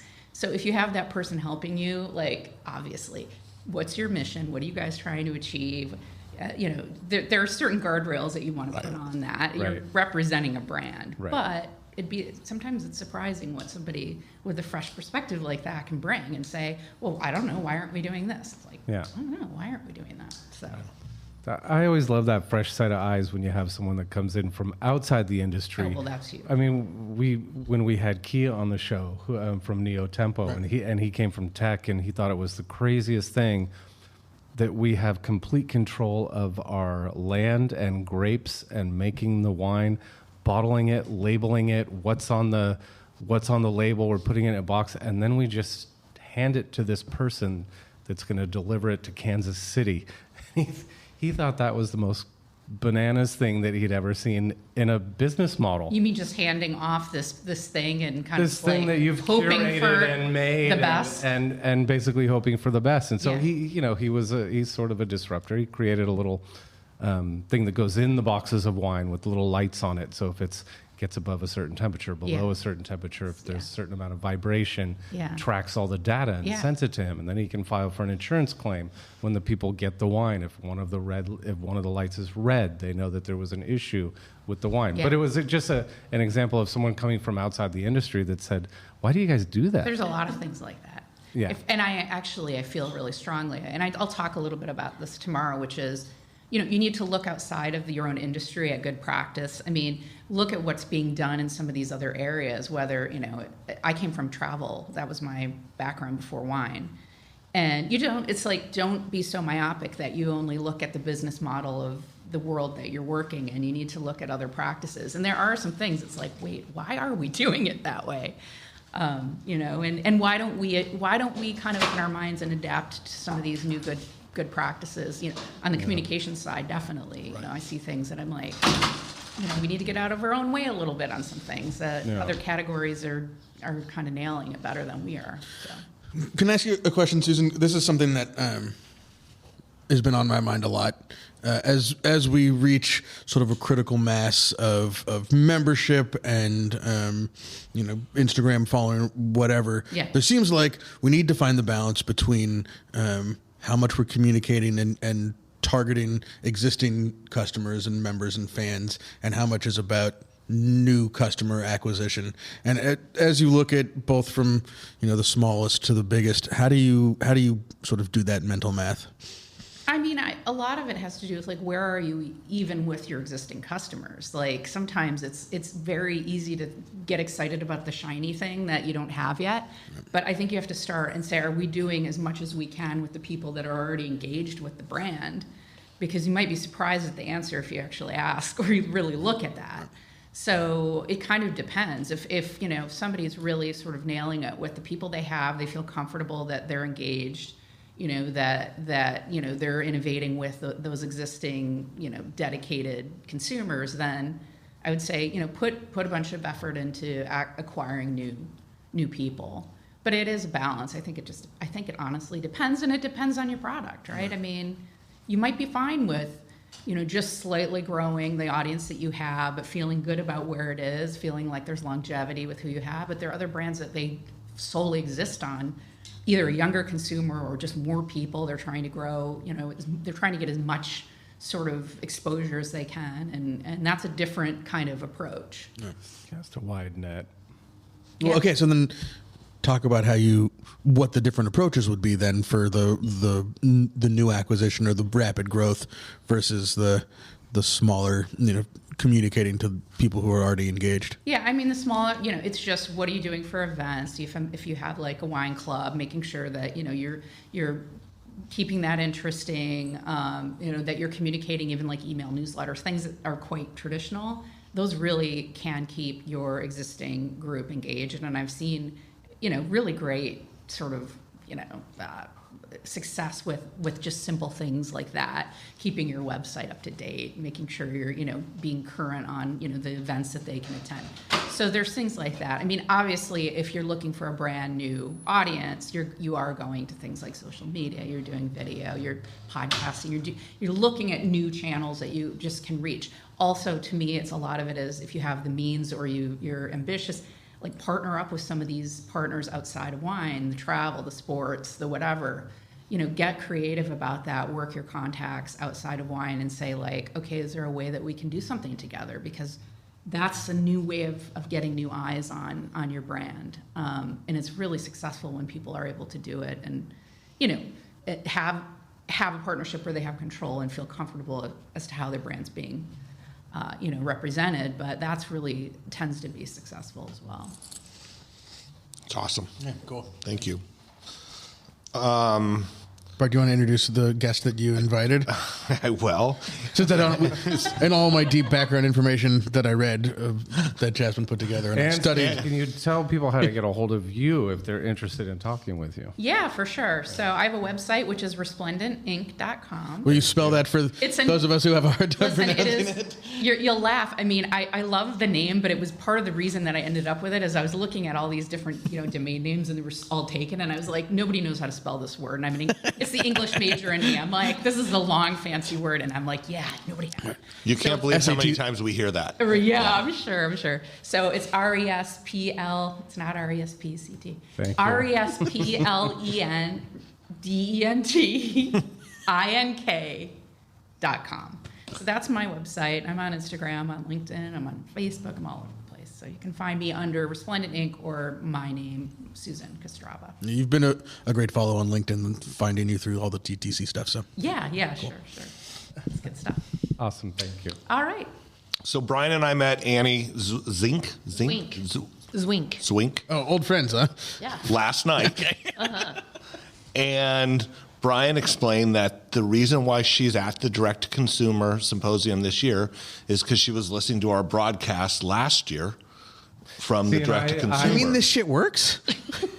I misunderstood because I thought she had listened to our podcast and heard us talking about the DTC Symposium, and so that's why she joined. But then Kelly told me later that no, she had listened to the shows from last year's symposium. Yeah. And she is from Iowa. That's right. Yep. I got it wrong last night. Very small winery in Iowa. You are the winemaker and the wine club manager. Mm-hmm. Yep. Could you tell us a little bit about the winery? Yeah, our winery is called Soldier Creek Winery. We're in Fort Dodge, Iowa. We do about 6,000 cases. I'm here with my sister-in-law, who is our marketing manager, and we're a small team of 3. We're a family winery, so we wear a lot of hats. So yeah, I'm making wine, but I'm also interested in Are you the family? Yeah. Mm-hmm. So you are the family that owns it and operates it. Correct. Yeah. Got it. Mm-hmm. Yep. Yeah. Anyway, so I was on a sabbatical last year in Arizona doing some winemaking with some friends, and on my long drive home by myself, I was listening to books and podcasts, and the last year's episode about the conference was perfect because it was 4 hours long. I'm like, oh, great, we have 4 hours of Yeah, you guys are coming in at about hour 5 right now, so you know. Stick around, people. It gets better and better. It's a lot of content. It was a lot to listen to, but I couldn't stop. I listened to every single minute of the whole episode because everybody that you had on was amazing. And I got to the end of that episode and I said, oh my gosh, stop what I'm doing. I have to go to this conference next year. So here we are. There you go. All right, you hear that, Barbara? Yep. Maybe we're coming back again next year. I'm just curious. So what just went up. What varieties are you working with in Iowa? Oh, yeah. So we have an estate vineyard of about 10 acres. We buy grapes from other vineyards around the state. We're all 100% Iowa grown. Yeah. So it's all cold hardy hybrids. It's I'm happy to be here in Monterey this week where cold hardy hybrids. Yes. Yeah. Yeah. It's comfortable here, but in Iowa this week is -19. So so our varieties can withstand that. So we have Marquette, La Crescent, Frontenac. We have most of the varieties from University of Minnesota, but we also have Geneva Red from Cornell, and we have a couple of hybrids from Tom Plocker too. We have Petite Pearl and Crimson Pearl. So, yeah. Cool. Have you ever had a visit from Elaine Chuck and Brown, the Hawk Waka Waka? I have not. Oh, I know she was on a little investigative journey, going around to different states and seeing about these grapes that people are using. She was doing that with Jancis, right? Yeah. Oh, fun. Yeah, it was super cool. We were working together at the time that she was doing that. Yeah. And I'm from Michigan, so I recognize those varieties. Yeah. I'm like, northern Michigan, actually. Exactly. So I know that, there's so much Which potential. did you guys notice last night we were drinking sparkling wine from Michigan? If you were at the little I wasn't mix. there, unfortunately. Oh, yeah. I was. Yeah, it wasn't Mobby, but yeah, it was from the Leelanau. Oh, sure, yeah. Yeah, I grew up in Traverse City, which is really close to Leelanau. So anyway, so it's exciting. Yeah. Congratulations. Yeah. Listen, and I have to ask a question, not that I'm the podcast host, but what do you think about... But you should be. Well, no, listen. I definitely have more credentials than anybody on this side of the table, so feel free. In fact, if you want to just take the whole thing over. No, I have a question because in Michigan, there's a lot of talk about climate change and, this sort of shift and what's happening in some of these regions and the sort of promise of things opening up. I mean, again, I don't know. I'd have to look on a map as to exactly where your vineyards are as far as, latitude, longitude, and all that. But what do you think about that? I mean, is that something you're looking at, or are people scouting and sniffing around on that, wondering about what will happen there? Yeah, it's kind of a hot topic, but not too much for us because for us, climate change has increased variability of the weather. Right. So what we're finding is more intense events of frost or extreme drought, which is where we are right now. Iowa hasn't been in an extreme drought since I've been alive until now, these last 4 years, and we have no snow on the ground right now, which is completely insane. Yeah. I think though that grape breeders are looking into that. Tom Plocker being one of them. He's from around St. Paul, Minnesota area. And what he cares about is grapes that will grow well in the region, but still produce without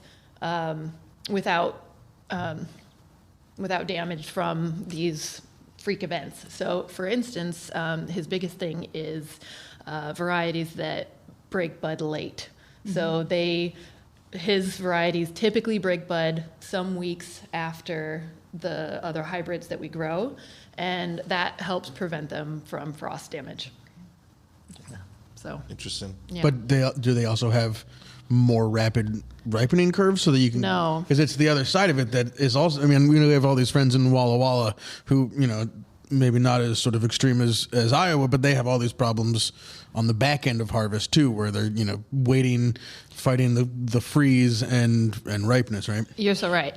Shorter sun. Yeah. Yeah, that's so true. And we have a very short growing season. Our growing season is mid-May until mid-September, end of September. I would say the Plocker varieties, we've typically harvested them very last, maybe the first week of October. But also they have the added benefit that they're super thick skin. So they can handle it a little bit. They can handle the longer. frost. Interesting. Yep. So I know his varieties are being planted in Canada and BC with especially all the freeze events last year. They're also being planted in Georgia, and he's putting on the what's it called? There's a it's a cold climate. Thank you. The Cold Climate Wine Grape Symposium. Yes, and this year it'll be in Lithuania. So that's in December. Think we can get invited to go podcast from there? Yes. Wait, are you gonna? It sounds like we got it in. I just invited you because I also pay have. for us to go too. I know, right? We also have a podcast in Iowa, myself and Randall Voss, called Unwrapping Wine, and we talk about all of these fun new varietals. Yes, yeah, it's all these fun new varietals. So we're going to be doing the same in Lithuania, hopefully this December. Cool. Yeah. Awesome. Well, let's definitely talk more. Yeah. And another podcaster walked into the room. Thank you, Susan. Where in Iowa, Dan?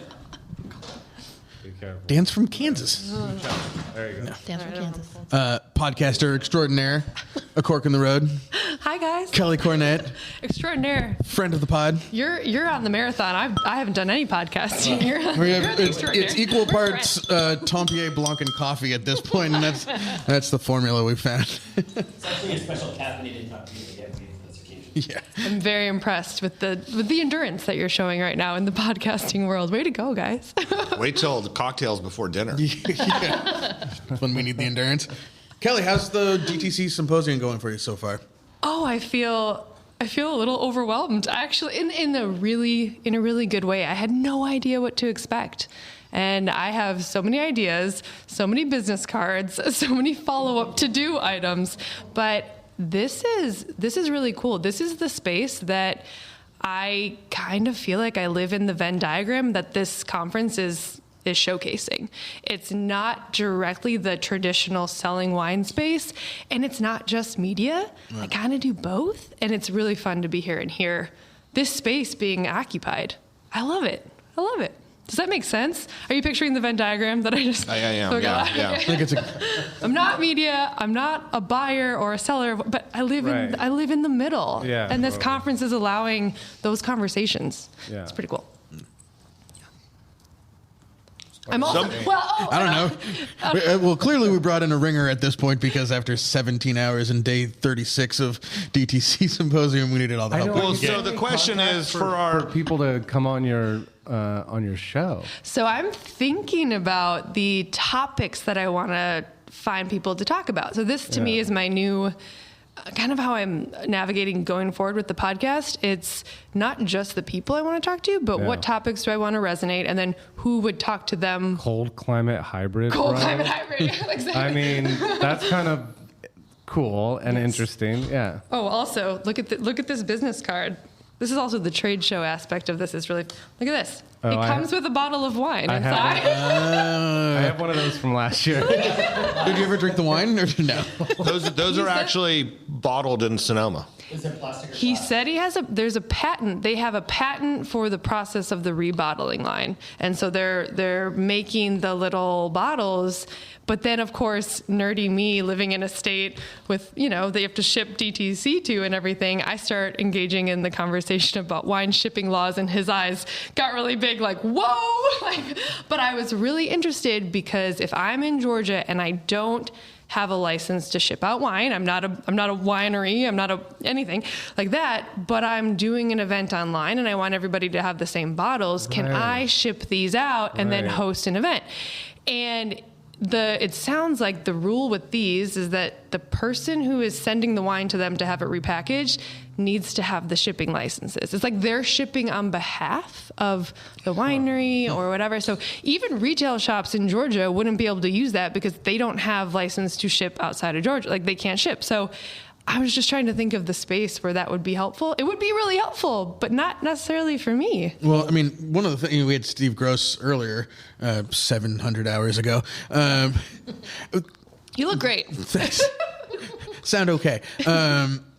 There's so much, because we have a producer, there's so much of what people are trying to do here that the regulations haven't caught up with. It's changing so rapidly, and it's been a big topic of these conversations over the last couple of days.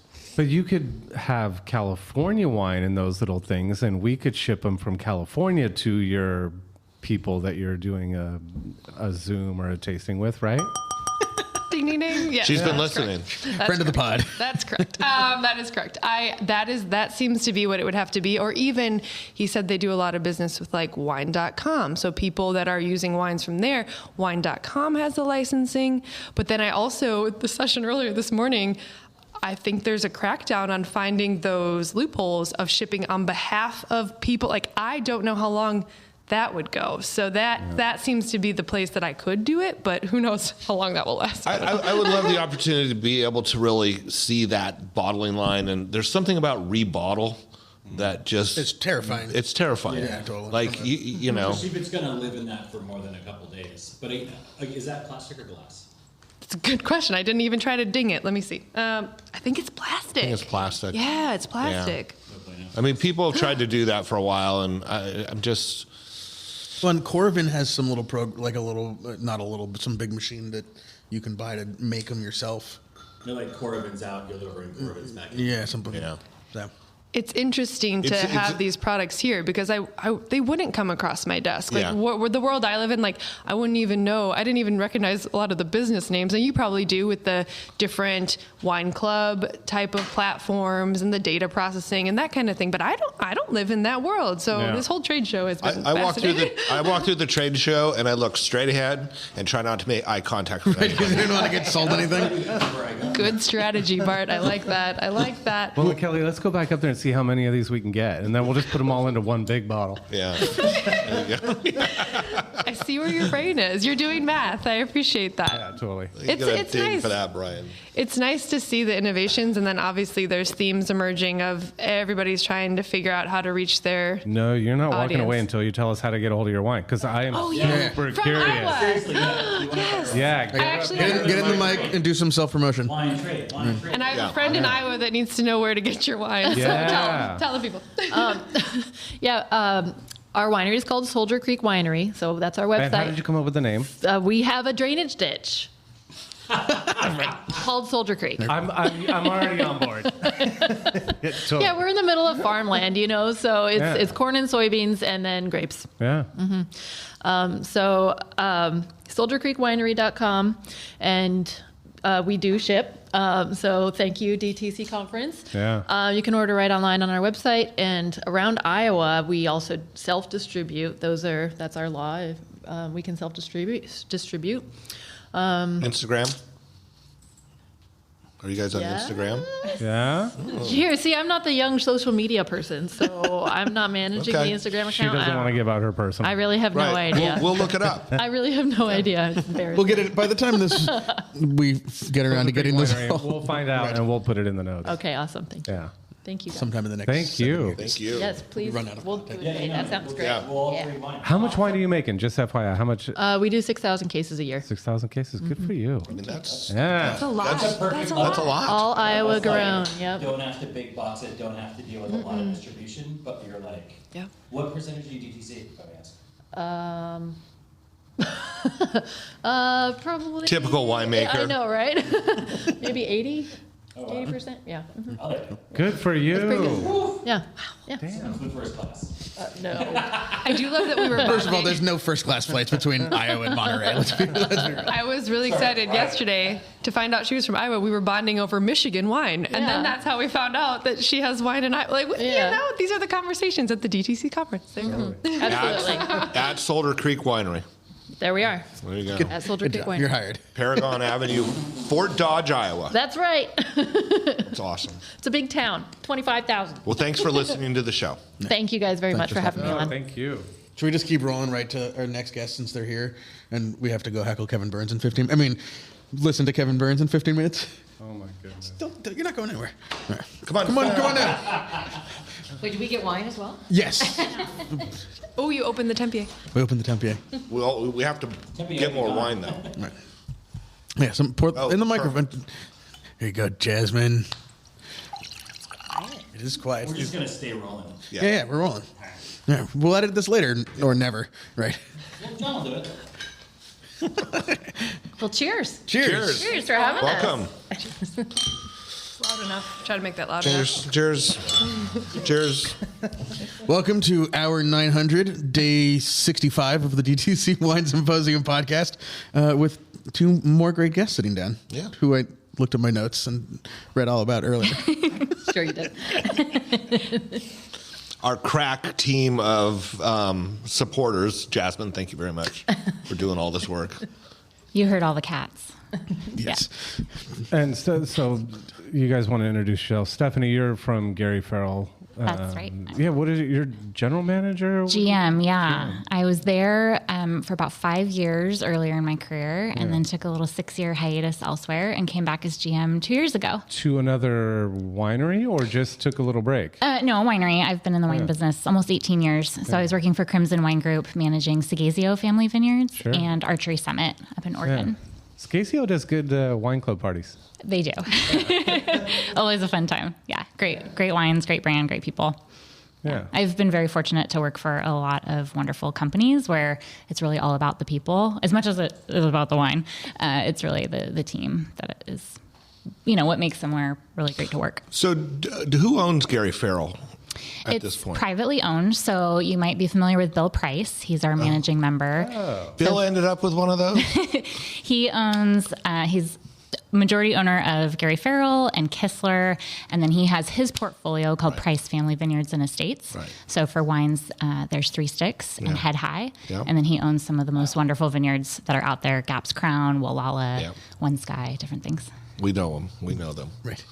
I had no idea that he had Gary Farrell. I knew he had Kistler or part of Kistler, but Yeah. So it's Bill and then a handful of other investors. Most notably, it was 3 individuals that came together to purchase it in 2011. So also including Pete Scott and Walt Cleanse. And the 3 of them all got together in the kind of Behringer heyday when there was Foster's and Treasury and all of those things happening in the 90s. Right. And one my early memories of Gary Farrell, it was Pinot and Chard, of course, but the reason why I resonated with it was his Zinfandels. Oh, okay. Are you guys still on those 3 varieties? Has it expanded? Yeah, What's going we're on? still primarily a Chardonnay and Pinot Noir house. I mean, we're known for Pinot. That's how we got started. So Gary Farrell, our founder, started with 50 cases in 1982, and the rest is history.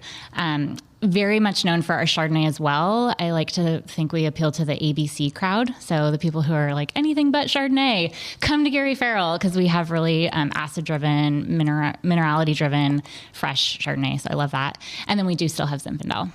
And we used to make cab and red blends and other things, but it was clearly Gary's skill set and our wheelhouse as a company to stick to Pinot and Chard. And is he involved at all anymore? He's involved as a customer. Okay. So he, Cool. which is great. Does he pick up his own wine? He does, but he's super incognito. He's a very kind of reserved man and wants to stay understated. And so he'll just kind of show up and grab his wine and go. But he's still buying the wine. So that's a testament for sure. That is. Yeah, definitely. He very much loves that we've respected the style, but also put, a unique fingerprint on it. He's had subsequent winemakers since him. And so it's actually really exciting because our winemaker now is Brent McCoy, who was hired by Gary 20 years ago. Oh, no way. So when did that happen? Yeah. Brent became winemaker in January of 23.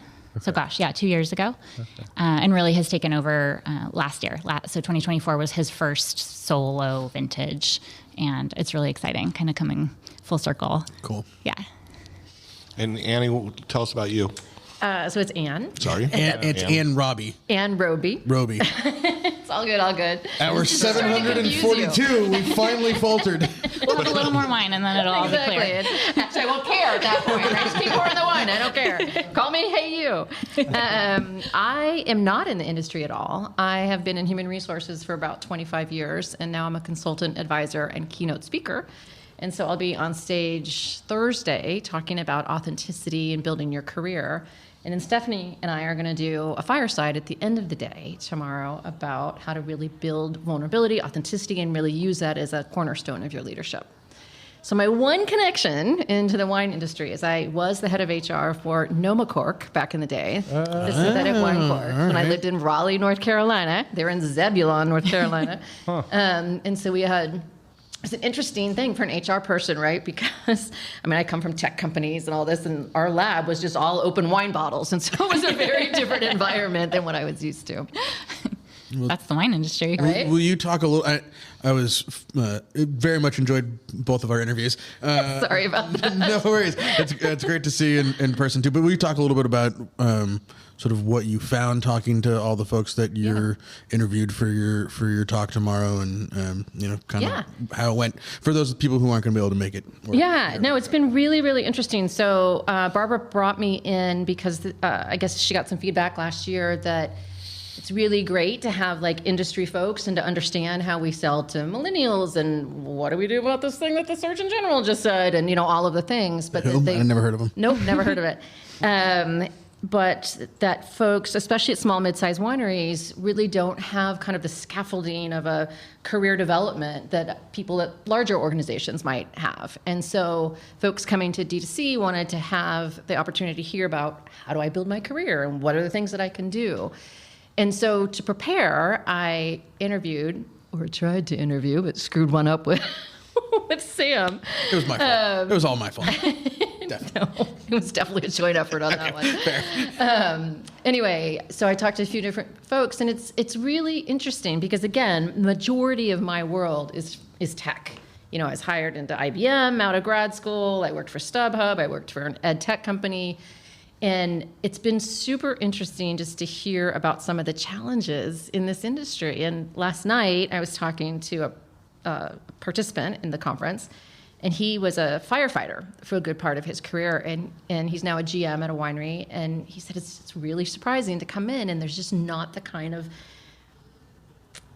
programming or structure, opportunities, learning, classes, whatever that you might get at a larger organization. And as I talked to folks, as I interviewed them, I heard much of the same things. Now, on the flip side, the cool thing about working for a small or mid-sized company, wine or otherwise, is that you get to be a lot more hands-on. So one of the videos that didn't make it into the presentation, but I got to talk to David Duncan from Silver Oak, and David said that what he really tries to do is give people lots of opportunity early and fast. And he called it shoot a lot of small bullets, before you give them the big cannon.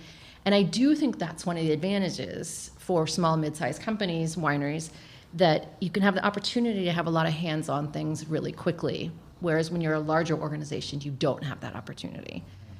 That's how I made my entire career. Say more about that. I was 22 and I didn't want to go back to school. I was being encouraged to go back to school for my MBA. Sonoma State had just launched a wine business program.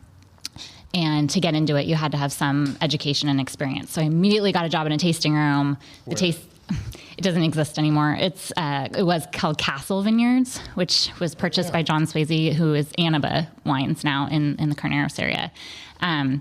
But the tasting room manager quit, and I was 22 and went, I'd like a try at this. Can I do this? Wine club manager quit. I was like, it's 300 people in our club. I can handle that too. And just kind of like yesed my way into things. Well, we didn't have HR. We didn't have structure. I just kind of felt my way through things, and management was the same way. And so you just kind of get into these situations where you go, yeah, I'm up for figuring it out. And thank goodness that I was able to do that and given those opportunities. But I think that is the commonality of the wine industry. I mean, we are a bunch of farmers at our core, you know? Right. And so not everyone has come from big tech backgrounds or big structured companies. And I've now worked for both, because I worked for Crimson Wine Group, which is a publicly traded wine company. And so very much structure, very much reporting, all of these things, formal HR. But getting to have kind of my hand in different things early on, being young in my career and just figuring it out, I mean, that's how I came to be where I am.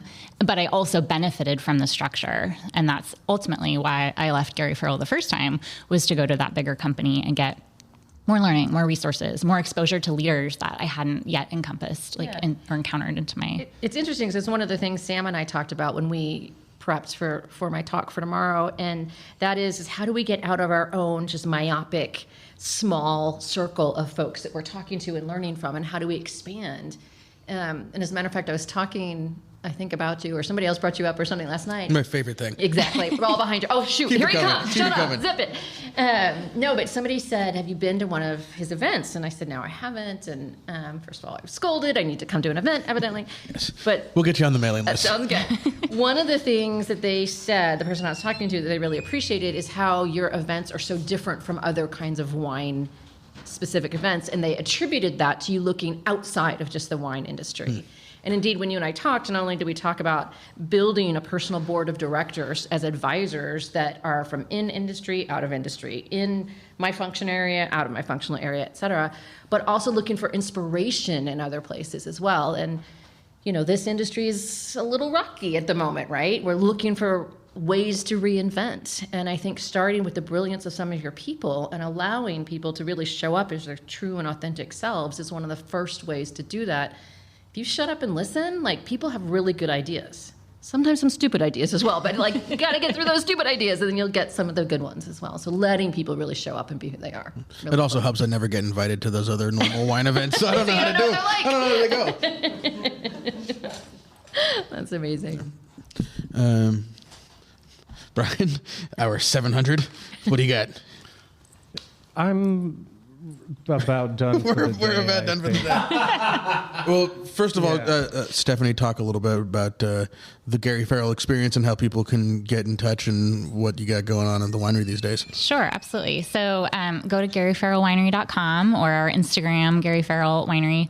We are, again, a Pinot Noir and Chardonnay house. We're in the Russian River Valley, so Healdsburg, California.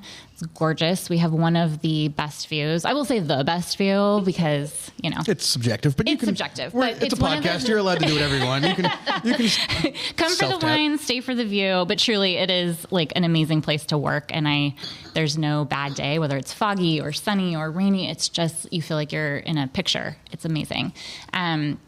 We have an incredible experience. We're tasting usually single vineyard wines. So we make 30 different wines, 14 different single vineyard Pinots, a dozen different single vineyard Chardonnays. And so you really get to learn and discover and kind of see the story of all of these different vineyards.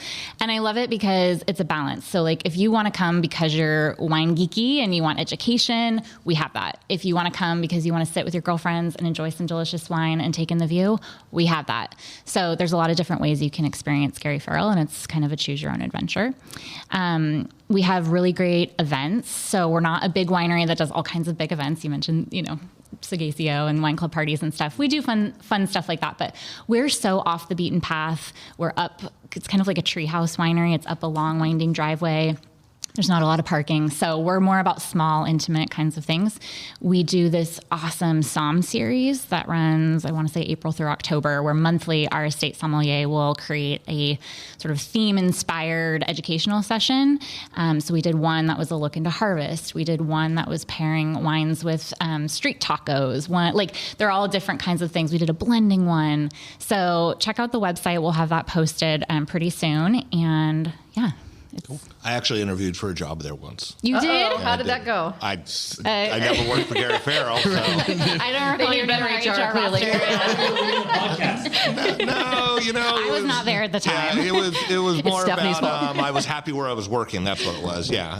There you go. So funny. And how do people follow you? Hopefully they don't need to get a hold of her. Well, no, person who provides insight into the world. I'm proactive, man. Yeah. Right now, I'm spend a lot of my time working with organizations that are really good, but they want to be amazing. And so I get pulled in for leadership teams that get along well, but they really want to take it to the next level. So I do individual coaching, team coaching, keynote speaking, advisory work. Sometimes small, mid-sized companies get to a point where they kind of hire sort of a big-time CFO, and then have this imbalance on the HR side. They convert the gal that used to answer the phones at the front desk to their HR person, and so I will come in and I will balance that out, right? I'll go toe-to-toe with the CFO, I'll upskill the HR person, and then sort of be the strategic kind of teeter-totter to the finance person, to the CEO. So that's where I spend a lot of my time. So Darshan Leadership, a lot of darshanleadership.com. And then I also have a podcast myself called The Perfectly Imperfect Journey. Yes. Yeah. So good. Tell me some of your favorite names that people call human resources other than human resources. Mostly they hide when they say hi, it's Anne. Can you come to my office and bring a box? We have to start with, hi, it's Anne. I promise it's good. Exactly. It's not bad. It's all good. It's all good. I always called myself Chief People Officer, Chief Talent Officer. Yeah. But mostly it's more like Chief, bullshit officer, or when people think of HR. Chief, what do you do now, officer? Exactly. Chief, kill all the fun officer. It wasn't human resources, it was talent and culture, which I thought was really interesting. Yeah. I like that. And then, that is sort of the direction that it's gone, right? When I was growing up, it was personnel, which I have zero interest in, right? But what I love is seeing the spark of when people are the right person in the right place, and then kind of magic happens. I love that. Yeah. Patagonia used to hire people into not a formal job. They would just come in, and their CEO's name I'm forgetting that passed away. Yeah. Right. Oh, that passed away. Yeah, the original founder of Patagonia. No, he's on alive. Okay, good to hear. Thriving. We killed So glad it wasn't me. Being the founder of Esprit of the North Face. Maybe. We killed several really prominent, still alive people on the show this week, so nothing new. So he used to just bring people in, and he would say, find the thing that you love to do, right? And while this kind of doesn't work, and as the organization gets larger, it's harder to do, I do love it when we can find the match and the spark between when somebody figures out what they're really good at and what they're really passionate about, and that's what creates their kind of magic, their gift to the world. I think HR is the chief heart officer. Oh, I love that. It's all about that connective tissue and the passion and what you're good at, and everything you just said. I'm so inspired. Yes, Anne, you're going to be a great keynote. A little preview for tomorrow. I input skills and passions into ChatGPT on a couple of famous people, and then I put it in for me, and it said, your superpower is illuminating potential. I love that. Okay, that's kind of cool. I love it. Do you remember this thing you would do in junior year of high school where you put in everything and it told you what you should do when you grow up? Yeah. What were you supposed to do? Yeah, we're all wondering now. Check. It's something weed in the woods. Double check. Already doing it. Check that box. Podcast producer. Podcast producer. It's basically the same job, I'm pretty sure. Remember, Jasmine and I both have worked for Sandra, who owns the Girl in the Fig restaurant in Sonoma. And sometimes we would interview people, and she'd say, you know what, we don't really have a position for them, but hire them. We'll figure it out. Yeah. And it was kind of along the same lines. We will figure out what they're good at, even if we're not going to have them do that immediately, and then we'll just sort of guide it. Yeah. Jim Collins used to say, get the right people on the bus and figure out what they're supposed to do, right? Yeah. I have met people, so I'll be out, at a restaurant or even another winery. I mean, I don't poach people, but I will like collect. It's a safe space. You can be honest. Right? I'm like, oh, that's why I'm at this conference, actually. But I will meet people. Actually, this literally just happened to me. So my husband and I went to Sushi by Scratch in Healdsburg, which was amazing. Such a great experience. But there was a gal there that was the kind of somm for the night. And she was so friendly, so knowledgeable, just like that made me feel like I was having that experience, right? Not just dining and eating and whatever.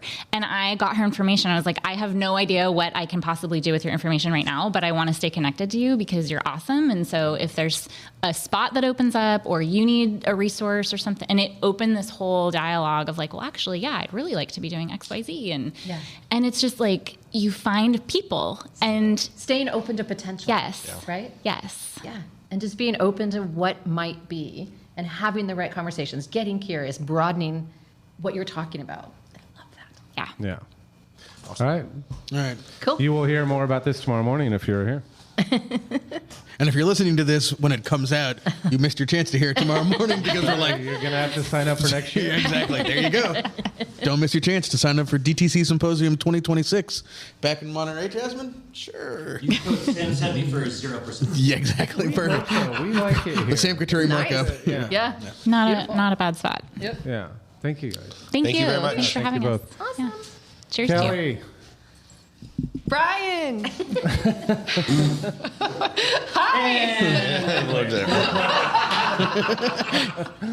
Perfect. Yeah. I love it. All right. Are we, does this conclude the DTC Wine Symposium? We're going to need a bigger memory card Winemakers podcast. Brian unplugged his mic. He's not responding. Thanks for listening, everybody. Don't forget to subscribe, review, tell us how great. Only if it's nice. Only if it's nice. Yeah. Tell your friends, but only the cool ones. I know you want to delete, but don't. Don't do it. Next week will be better. Or at least shorter. They've been saying that for years now. Okay, so this is the Winemakers podcast, and I know you thought this episode was over. At 4 o'clock, when we broke after our 700th guest in our 942, we went to the consumer panel. Sam, you're so dramatic. This is my moment. Okay, we're actually in a car. In an Uber. Saul is a great driver. We have Jasmine, Brian, and Bart. 5 stars. 5 stars. On our way to dinner in Carmel, Casanova, and we had to come on and talk about the consumer panel. What did we just watch? What did we just watch? Okay. You have to set it up a little bit. Okay, so the consumer panel. Jasmine, tell us what the consumer panel was.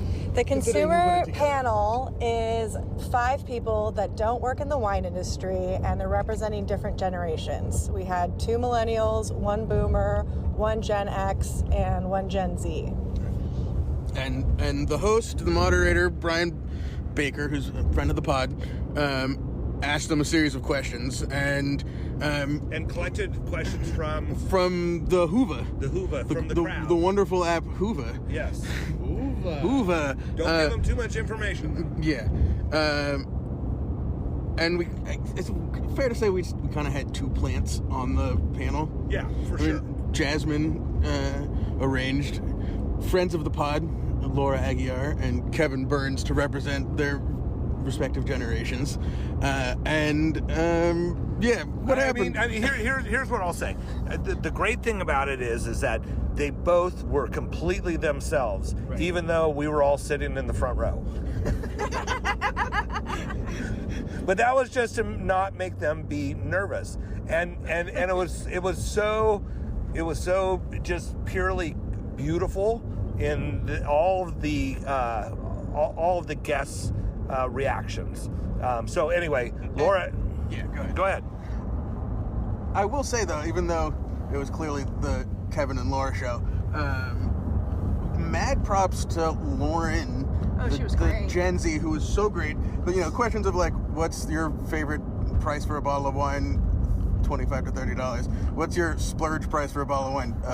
$35. What's your favorite bottle of wine? One that costs $10 and tastes like it costs $25. And she was just like, I don't go to winery things. I'm broke. And she was great. And everyone wanted to give her a card, but the feeding frenzy after Kevin Burns talked about what kind of wine purchaser he is, of marketing and salespeople in a room of 500 people trying to all hand them their card at the same time was probably my highlight of the week so far. Our unicorns. And Laura telling them that she only buys wine from Phil-grown wineries. Brian, anything? Well, then I got to find out that Laura had actually come to the Fairmont to Sante when I was working there, and I guess I turned her on to Stone Edge Farm Surround. You put her down the Primrose Path. Right. So, yeah, that was the first time I was hearing that story. That was kind of cool. And I got her into the last word. Oh, yeah, she was super And Jasmine is her excited about mixologist as well as wine sales club managerist. Gin chartreuse filled beauty.